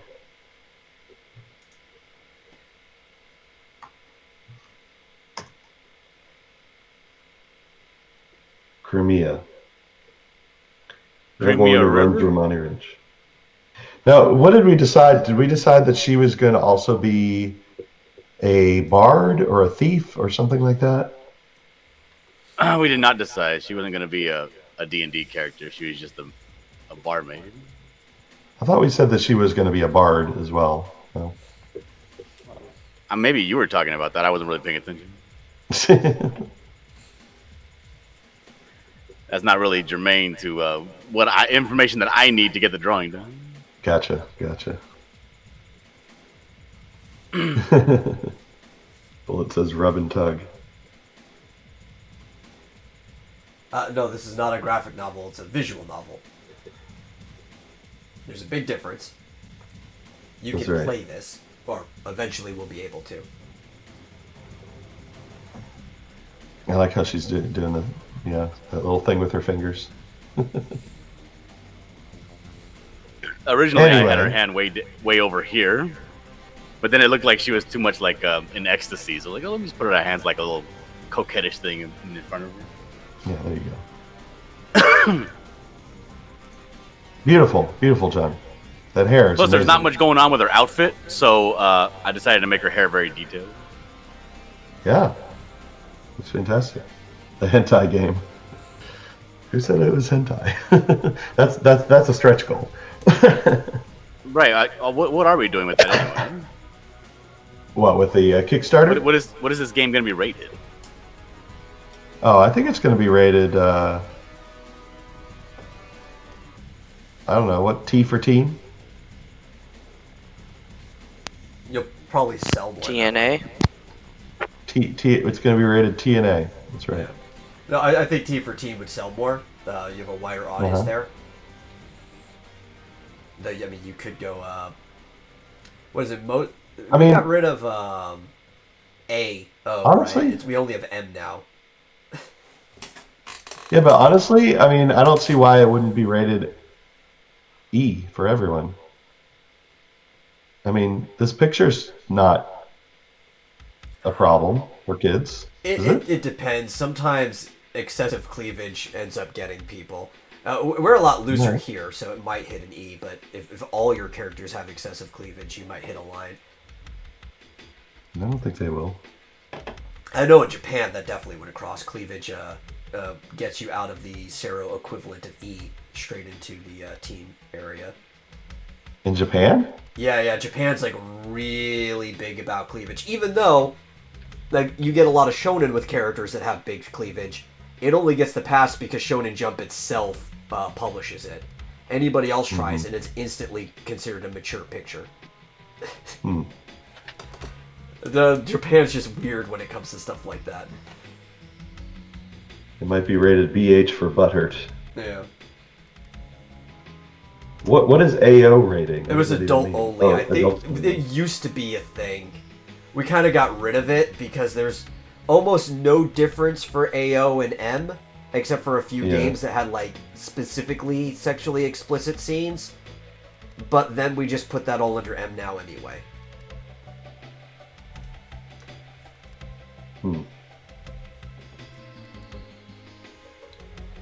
So I'm pretty sure we just threw AO out. Yeah, you just go with the M. Oh, I know what it is. It's E10 plus. That's what you'd get. E10 plus is still technically a rating, even though most things don't have it.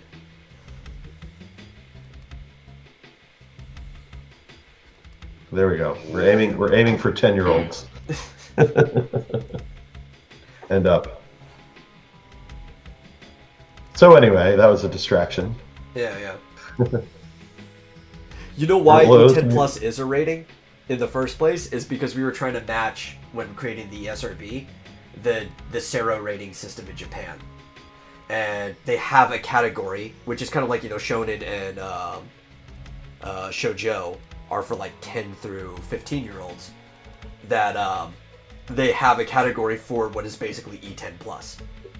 Mm-hmm. And we had to have one that matched.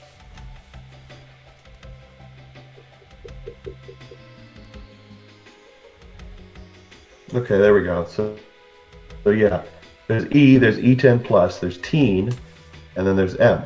Yeah. There used to be AO, but and there is still according to ESRB.org, there is still an AO. Well, I mean, historically, there are still things that are rated MO or AO.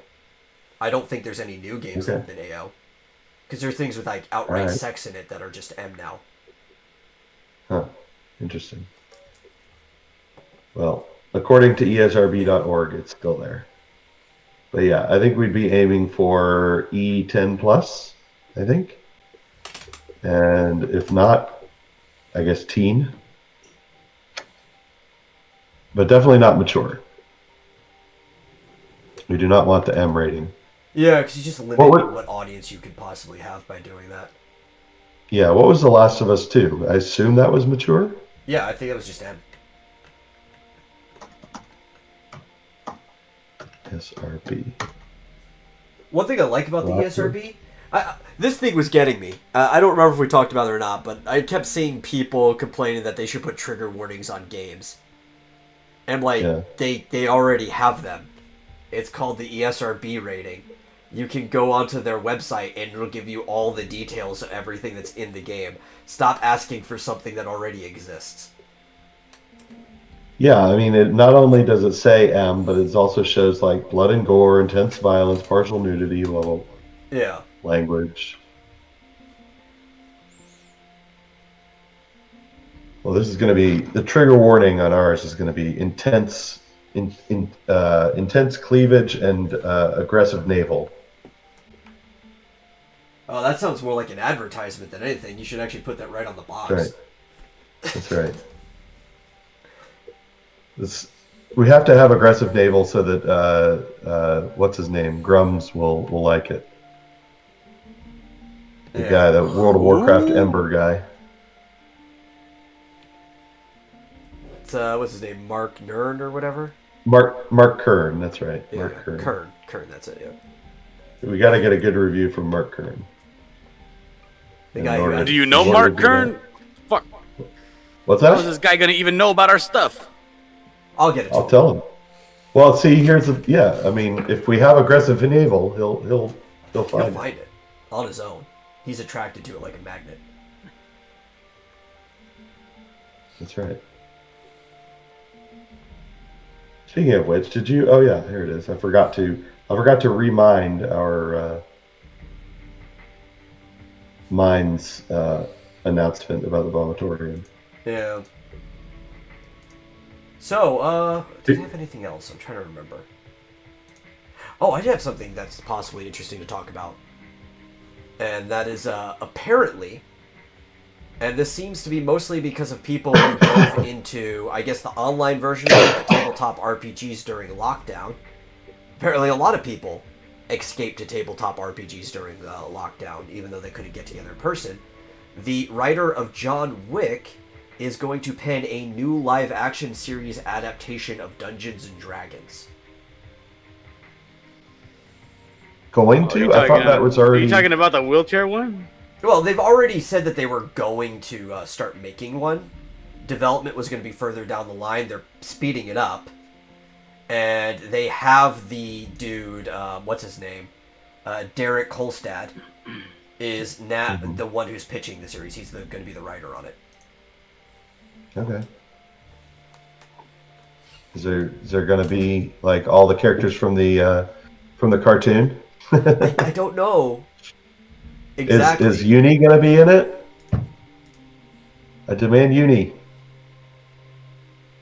I'm trying to. I'm Isn't looking into it. They don't What's really a have that nose much boop? information. What did you say, John? Somebody commented on that drawing of our witch girl on mine, and it says needs a nose boop, BOOP. What does that mean? Oh, like boop. That's like putting your finger on it, like booping a cat nose or something like that. You boop the snoot. It's an internet thing. Okay. I think they're saying that she's cute. Yeah, that's They're basically saying that she's cute. Yeah. Did I miss that?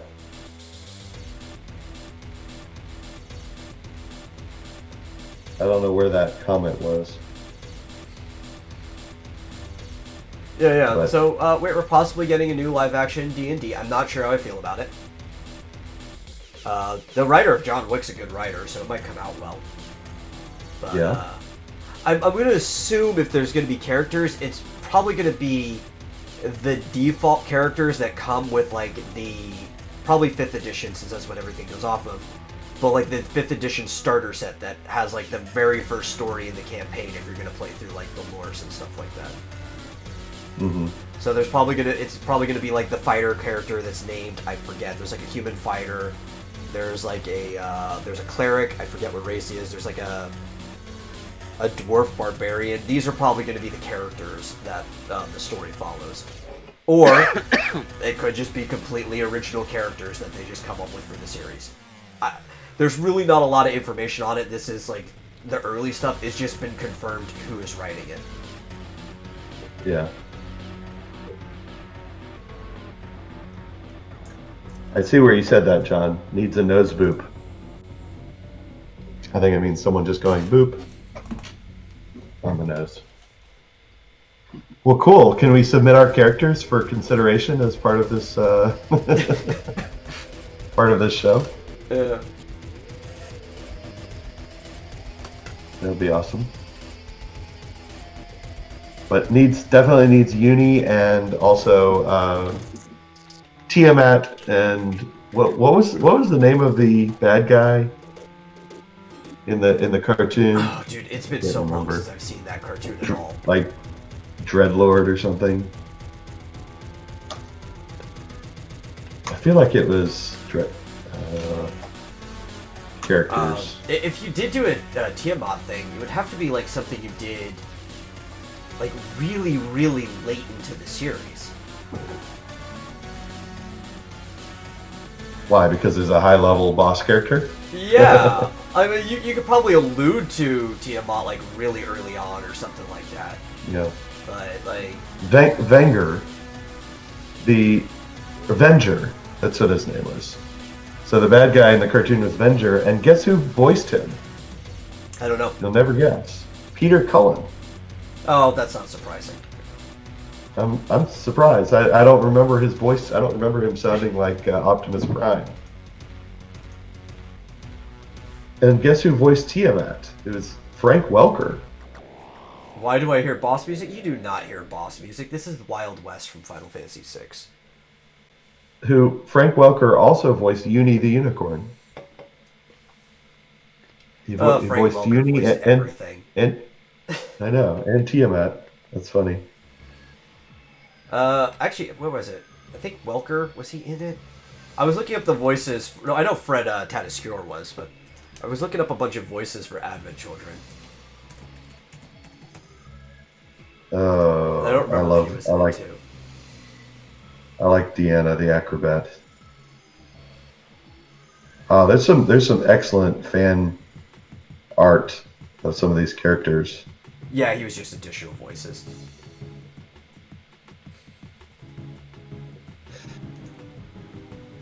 But actually, you know the thing that threw me off? So I was watching Final Fantasy VII Advent Children again, like the other day. I talked about it on Rick's.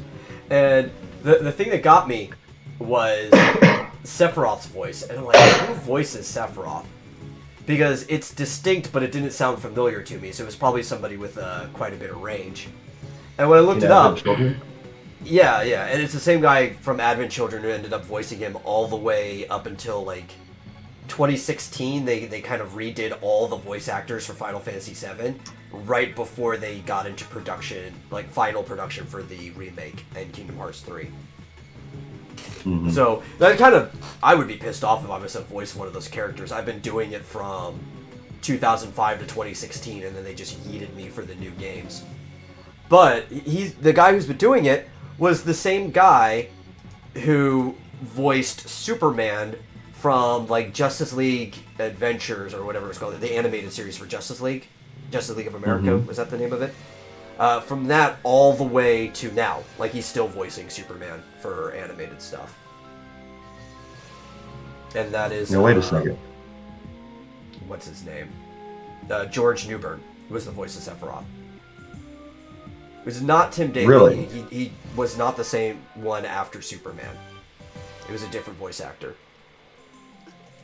Now he's an actor too. I mean, he was in Father of the Bride. He was the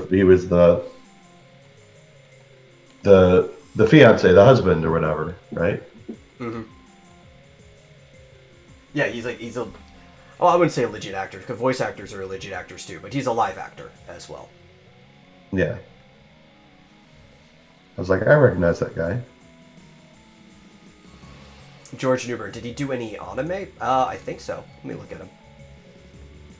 I just thought it was like weird. It's like Superman is Sephiroth? What? It's like all those voices, like sometimes they catch you by surprise.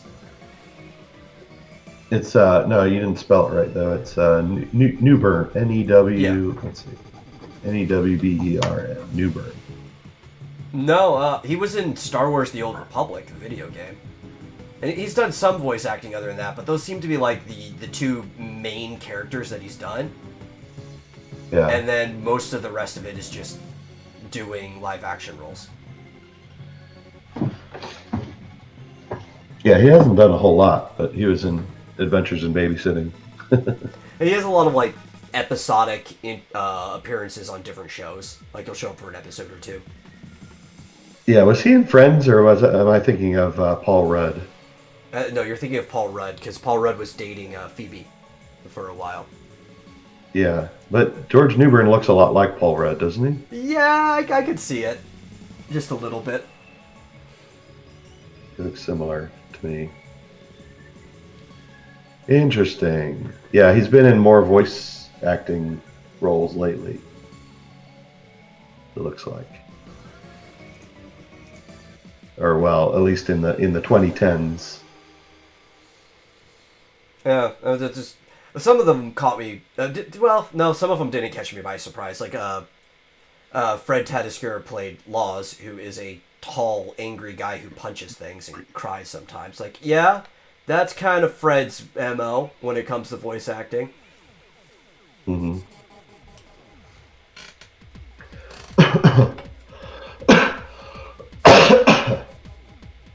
I'm really upset that they replaced, what's his name? Guy who played Cloud. I'm blanking on it at the moment.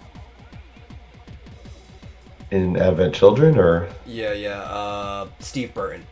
I'm upset they replaced him. I really liked his voice for Cloud. It's the same voice that you get in, like, Kingdom Hearts 1 and 2. The same voice you get in Dissidia and all the other things. And he's kind of just become the voice of Cloud. And for the remake, there's, like, new guy. New guy? Oh, I was playing this song the other day. Yeah. On my live stream. Alex says, who do they replace him with? I don't remember the name. It's some younger dude. Like, they just pulled in a no-name or something like that. You know who used to play Yuffie? This is one of the ones that I'm always acutely aware of, because you can hear it in her voice. Was Christy Carlson Romano, the same voice as Kim Possible. Okay. John is doing so much detail. It's so impressive. Well, you gotta. I know. I actually kind of want to do a commentary track for Advent Children. Like, I want to get some people who, or at least into the movie. I don't want to get people who aren't interested in it. But I kind of just want to, like, watch it as a group and record a separate track with just commentary talking about Advent Children. And then if I did, I'd want to do it with other movies and stuff afterwards, but it could be like a Vomitorium project or something like that. Yeah. It's like, we're going to start now, and you can listen to this track while watching the movie. Yes, the same person who played Ren Steven in Even Stevens. Ooh, I had a crush on her. Yeah, she's the voice of Yuffie in Final Fantasy VII. And in Kingdom Hearts, if you heard Yuffie talk in Kingdom Hearts 2, it's the same voice actress.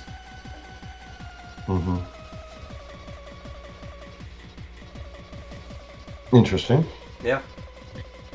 So, is there any other information on what this D&D live action Nope. thing is going to be? That's it. Okay, then. I'm assuming, though, because we're in the era of Game of Thrones and The Witcher being shows, that they're probably going to try to take it seriously to some extent.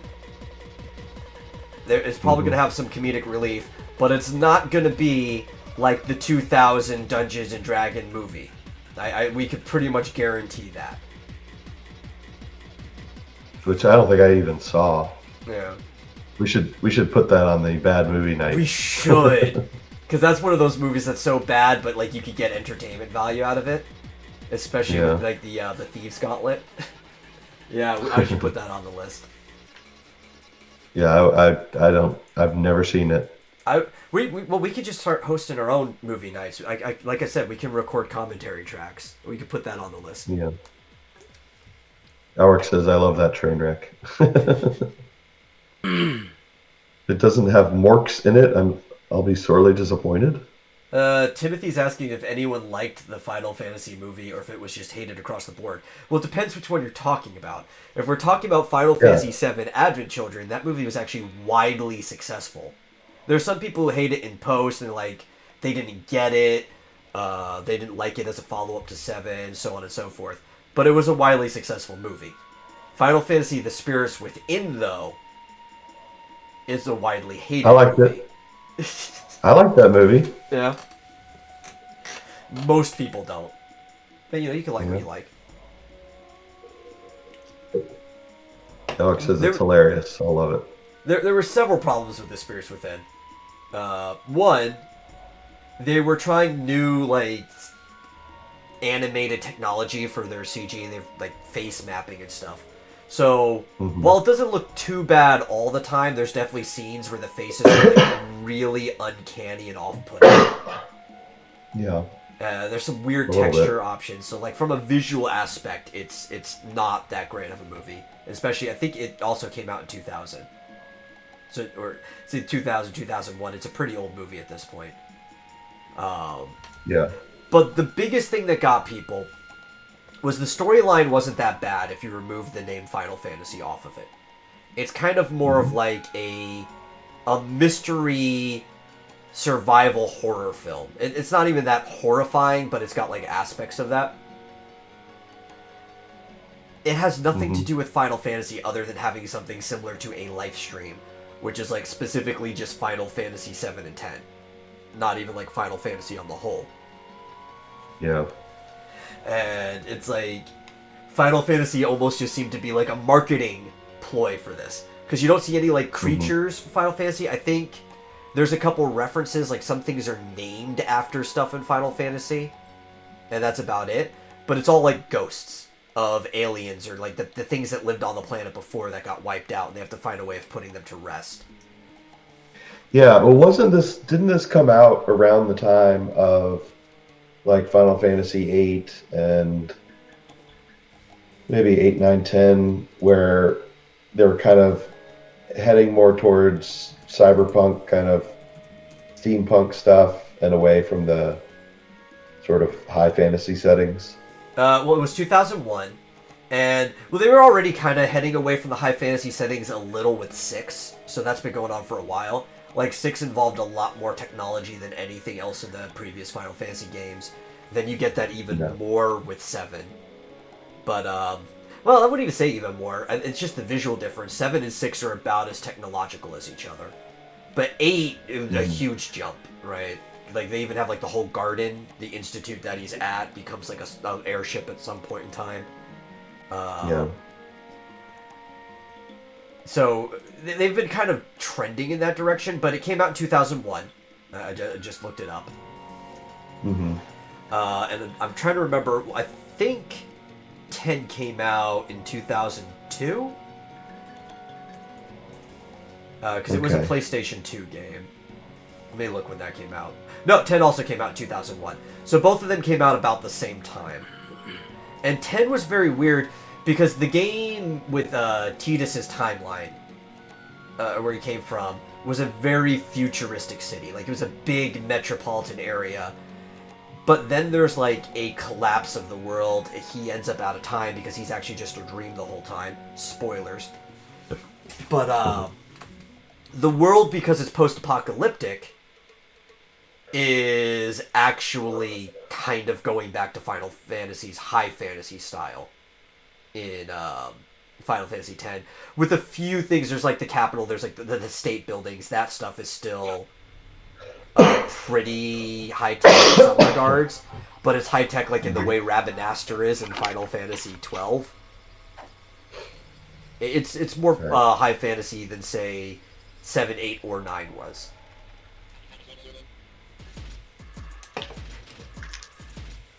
Interesting. Yeah, you really are on a Final Fantasy VI mix there with the music. I keep hitting shuffle and it just keeps going to the next one anyway. I don't know. Yeah. Every so often the YouTube playlists just break, you know? Yeah. You know, John, your eyes remind me of Flit's.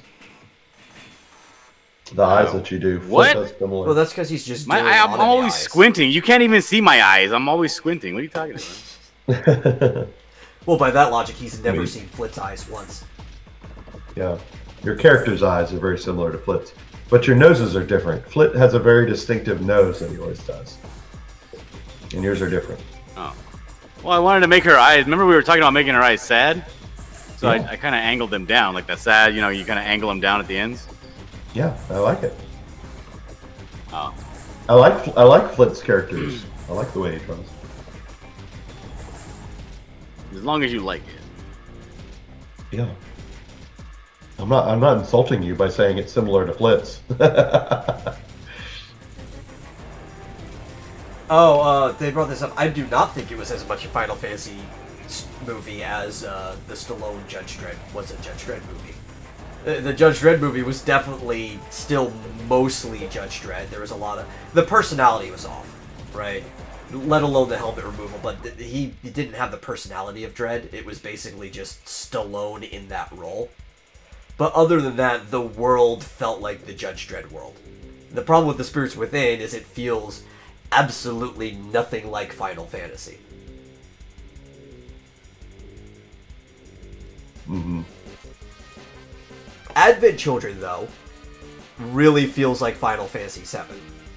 Like, it feels like a follow-up to Final Fantasy VII in every way. Even people trying to rebuild Midgar after the collapse and stuff like that. And some of the characters wearing ribbons and stuff like that? Yeah, that's actually one of my favorite little side notes when we were talking about that last night, is that if you pay attention to the models, everybody on the team has a ribbon somewhere. Like Cloud, once he takes off his sleeve that was covering the geostigma, has a ribbon right here. And the ribbon is an accessory in Final Fantasy that prevents all status ailments. It's one of the best accessories you can get in the game. It's like an endgame item.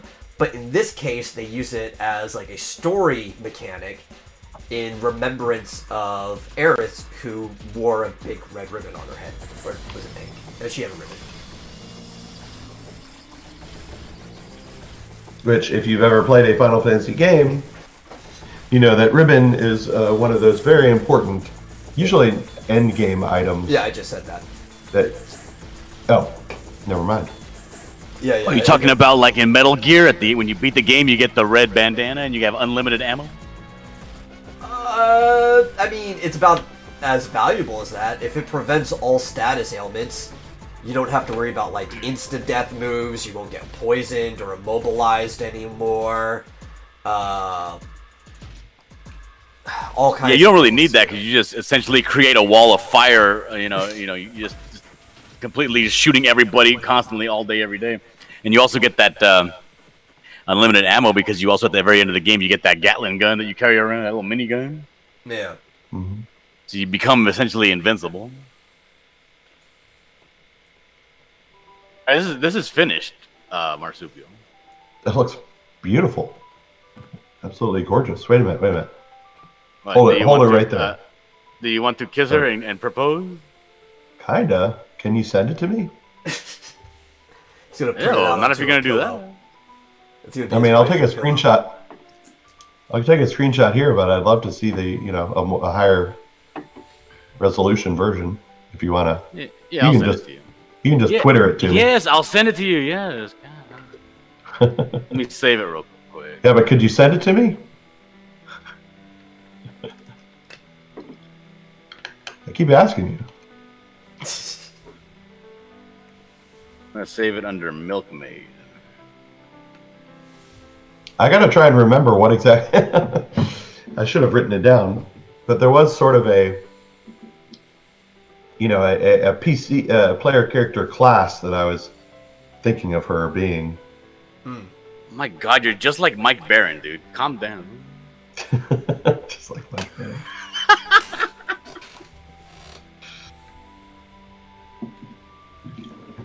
Can you make her look like a black pimp? Yes, I will do that for you. Oh my god. I'm Well, there killing was myself also here. because Elric is saying the witch and warrior chick are hotter. It reminded me of what I was saying last night as you were starting up Final Fantasy III. One of my favorite character designs is Rafia, who is the girl character in Final Fantasy III, and I like it because she, before starting, is kind of like a dual class person, in the fact that she is the apprentice of a blacksmith, but she also kind of has like that girl next door look. Mm-hmm. And you don't really get a lot of really nice girl next door looks in RPGs, especially these days. Occasionally you do, like Eris is a good example of that look, but it's like it's few and far in between. Yeah.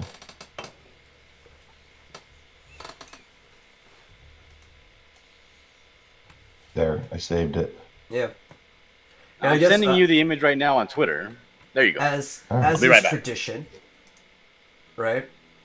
It is about time that we talk about what we did yesterday. Did we do something yesterday? Yeah, the same thing we do What? every single Saturday. Yeah, make you panic until sleep worked. On Saturdays, I've Okay. been GMing a Final Fantasy tabletop RPG, That's right. and we've been keeping you up to date with that for all the listeners at home that are interested. And it was actually a fairly exciting session compared to, I would say, maybe the last two, because the group decided to enter a tournament. And every year, the city of Hannister has their annual Novice Fighters Tournament.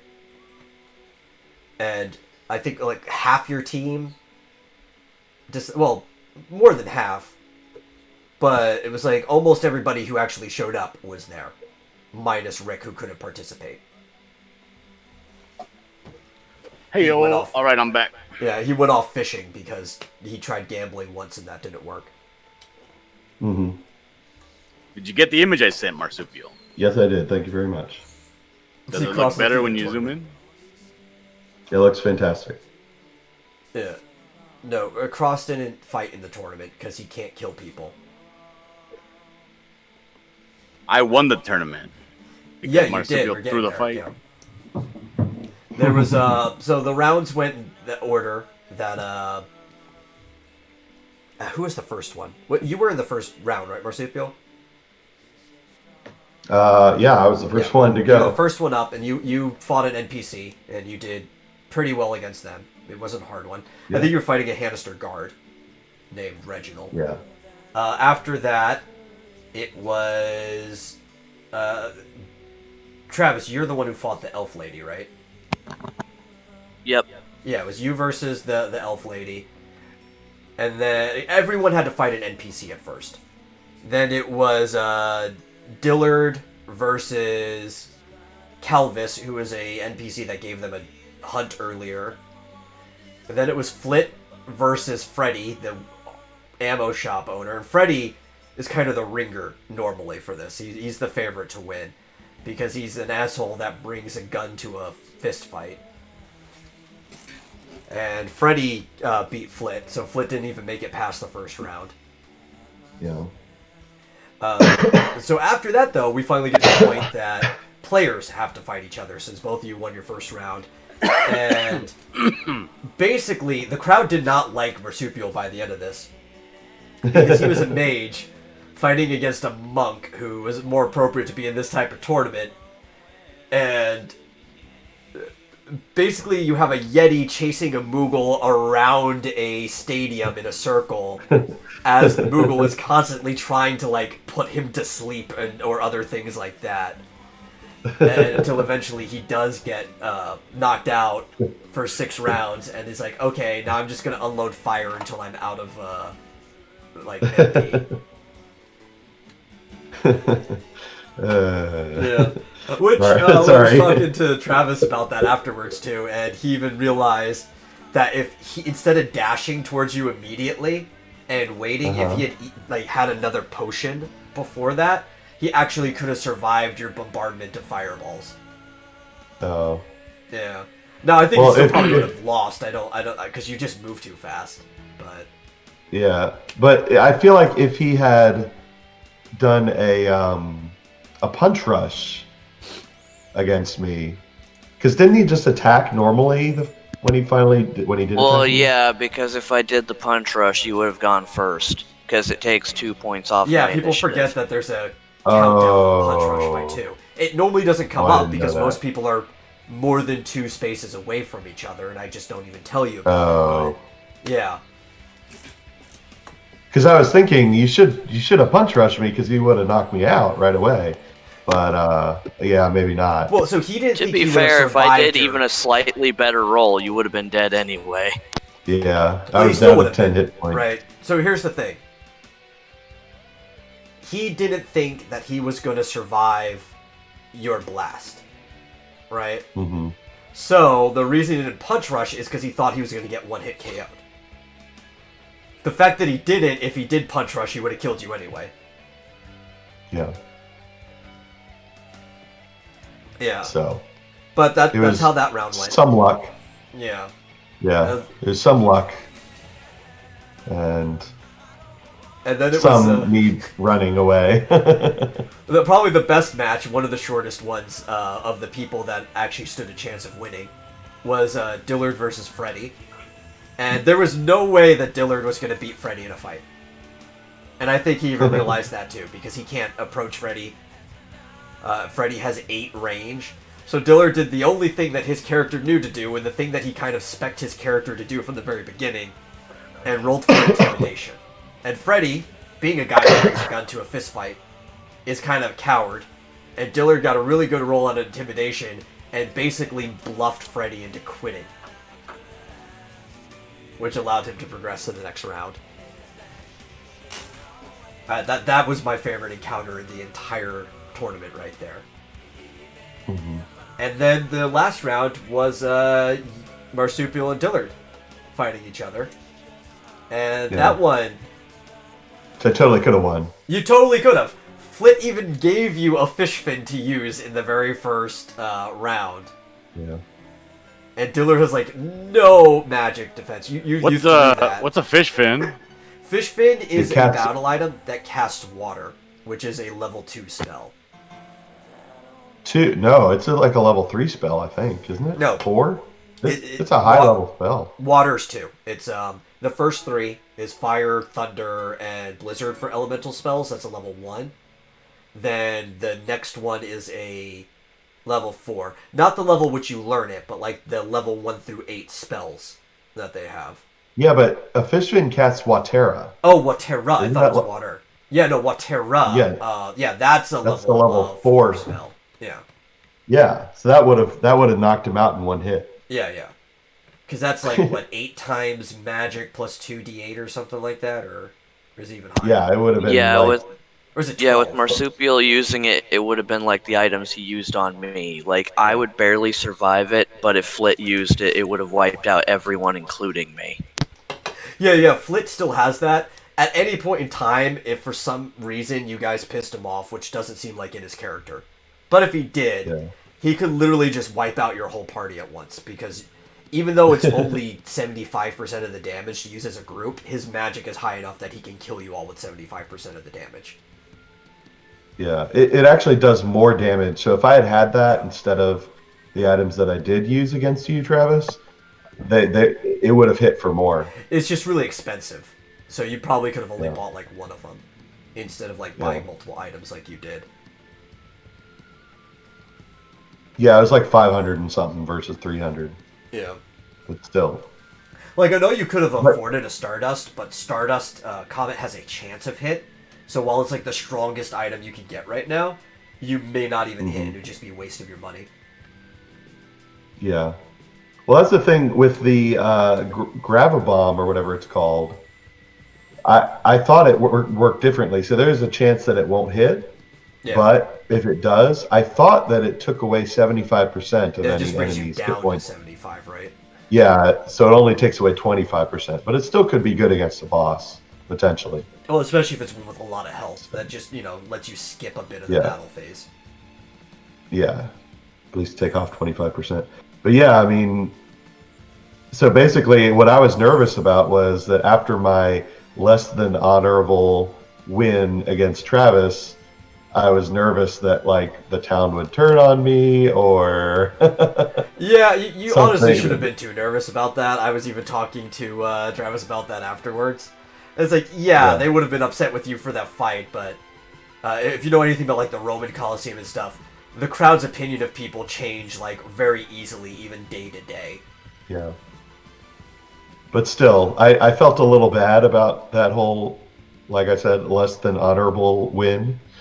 And so I think it was in my character to be like, yeah, I don't want to draw too much attention to myself. I don't want to have Yeah, because too much notoriety.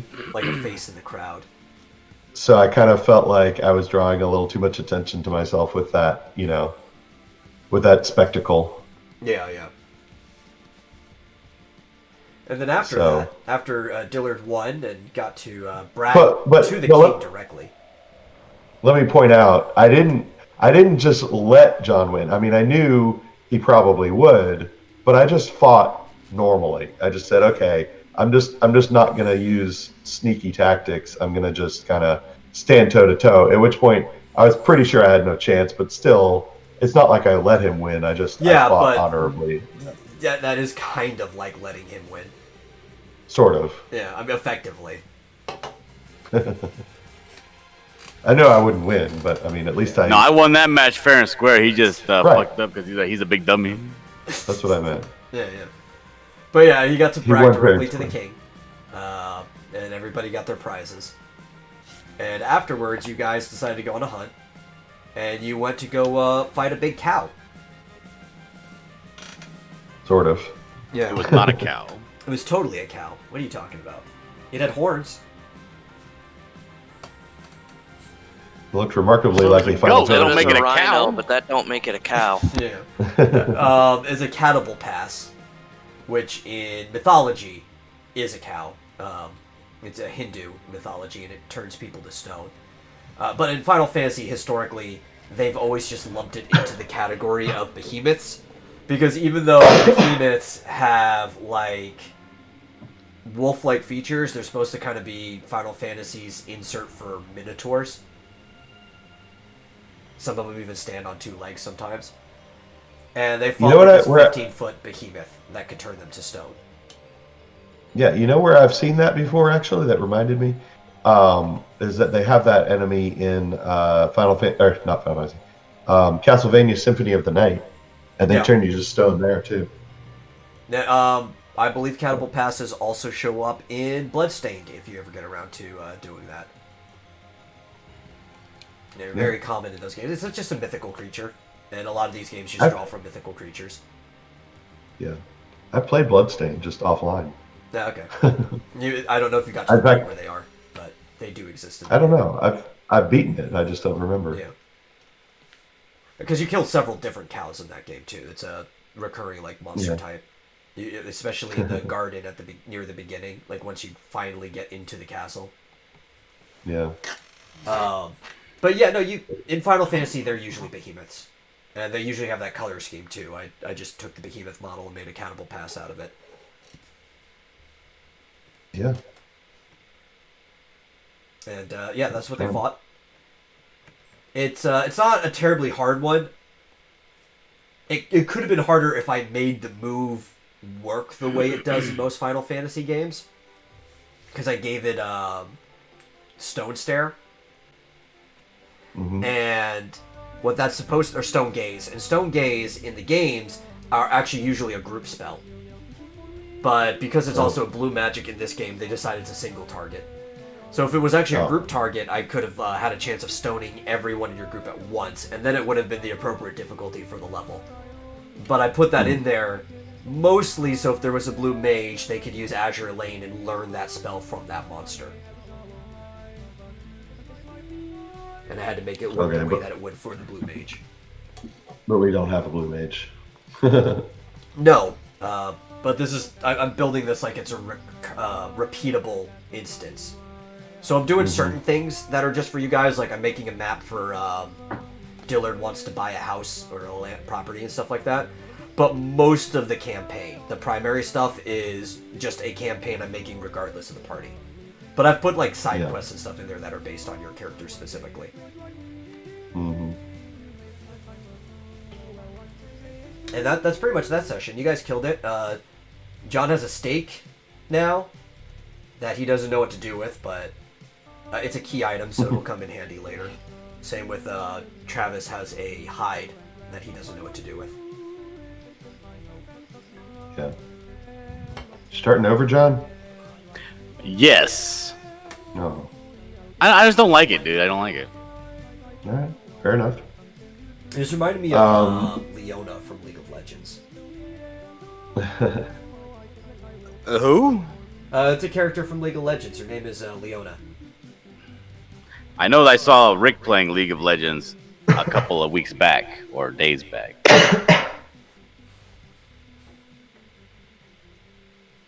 League of Legends. Leona. She's like gold armor, big shield, and a sword. She's kind of like she's a support character. She tanks for you, but she also like kind of rushes down the opponent and stuns them so that the damage dealers can do what they do. Mm-hmm. Except she's a redhead and this is a blonde. Well, I can't tell that from a line art picture. I know. Yeah. Yeah, that's cool. She does look kind of paladin-y. Leona, meaning. Yeah, I think her design is based Leona. Send me a picture of Leona. Oh, well, I don't want to confuse you. Are you calling All right, well, never mind that he's that. easily confused? Why do I want to put wind in her hair? She's just standing there, right? Yeah, I don't know. She's just standing there gonna have a conversation with you, like, what's going on today? And you're looking at her like, do you just perpetually have wind following you to blow through your hair at all times? Like, you don't? Yeah, and they zoom out and there's just like a dude, like a boom operator, but with a fan. No, it's like some like slave dude with like a palm branch. Yeah, it's just always like going Just working really, furiously. Really fast. Yeah.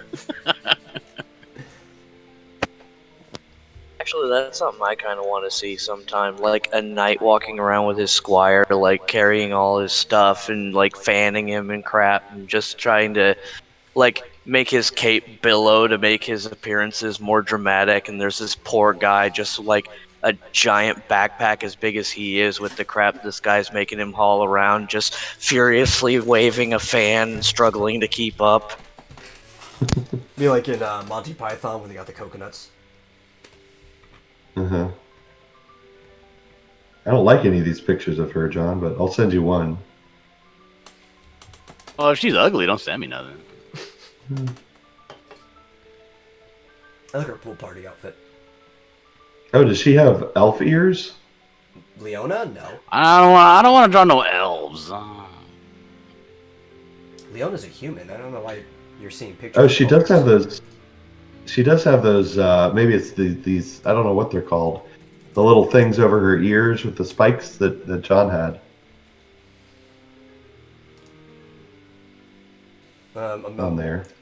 trying to see What you're did I talking have? about. Things Are you like showing what you're talking about? Are you talking about like her kind of like crest on her head?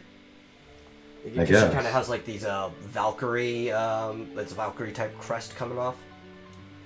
Mm-hmm.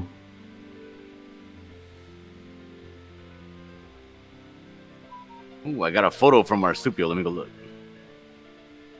I'll send you two. Leona. Yeah, if you want to see a good picture, you gotta Oh, look this is up, a really, this is a really simple design. I like this. Yeah, you gotta look up pool party Leona if you want to see a really good picture. Pool party? On my way. Because every character's got different skins and stuff in League of Legends. Oh, jeez.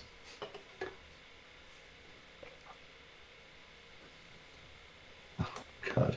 Yeah, I like to call it Anyway. Leona instead. Anyway. Ah. Yeah, we're not going to have any blue-haired land whales. Didn't someone say that earlier? They were talking about the D&D movie. I don't know. Or show or whatever. I like blue-haired We need characters, more I just redheads. don't want them to be whales. Well, Elric, if you're on Minds, I'm going to post the picture that John sent me of that milkmaid, and she is a redhead. She is definitely a redhead. Let's see, now she Are has you not not more gonna let things me? to, What's that? Marsupio's trying to take my clout by sharing my picture I worked so hard on. I always tag you. He's trying to take my Yeah. internet clout. If she's a That's redhead, right. then that's even more like Romani or Crimea, you know? Yeah. I'm going to have to name her Crimea. Crimea Romani. Oh yeah, sure. Totally original. Yeah. OC, do not steal. Donut steal. See, do not steal. What does it say? I can just hear them now, but this character doesn't look like Miwa? Oh, because What? that's the thing with the reason why they put so many unattractive characters in games now is because they figured the audience is unattractive and a bunch of unattractive people complain that these characters don't look like them. But I really don't care about what those people think. I don't really want any of the characters that I play with to look like me. Yeah. If I want to see myself, I I can just go don't- look in a mirror. I don't want this represented in video games. Come on. This is not the ideal, character that I want to play. If I wanted to play this character, I'd just go out, Yeah. outside, which I hardly ever do. This game called Outside that all the patches are just constantly getting worse and worse. I know. Seriously, they need to patch out the sun. That's my problem. No, I think the sun needs to Too stay bright. there. It needs to not be so What if I bright. put her hand up like this, like holding her sword on her shoulder? No, that's no good, huh? No, if you're gonna have the sword on the shoulder, you want the blade resting on the shoulder pointing upward, so the hand needs to be like out in front. Kind of like if somebody was holding a golf club on their shoulder. I'd have to see pictures of someone holding a blade on their shoulder. That seems like a bad idea. Not really. It would only be a bad idea if somebody fell on top of you. I mean, especially if you're wearing armor, or if not, the blade's not going to do anything to your shoulder unless pressure's put down on it. Yeah, I suppose. And what if you have a blade like it's like a A one-sided like a blade? machete style. Yeah, if it's Yeah. single-sided, like Cloud, there's a lot of pictures with him with his blade on the shoulder, but the Buster Sword, the default one, only has the blade on one side. So it's always the backside on his shoulder when he does that. Yeah. I see you're putting more cleavage on this version. Is there any other route to go? Yes. Of course not. And with that, we're coming to the end of the Vomitorium. Yeah, I think so. Yeah. Ending it on a high note, the crotch. Yeah, and I would probably give us some bonus time because of the delays that happened during the stream, but the amount of time it's going to take me to piece this together, I think ending on schedule is good. So thanks for joining us for the Vomitorium, and you'll see us again on Wednesday at the same time. Catch you guys later. Yep. See ya.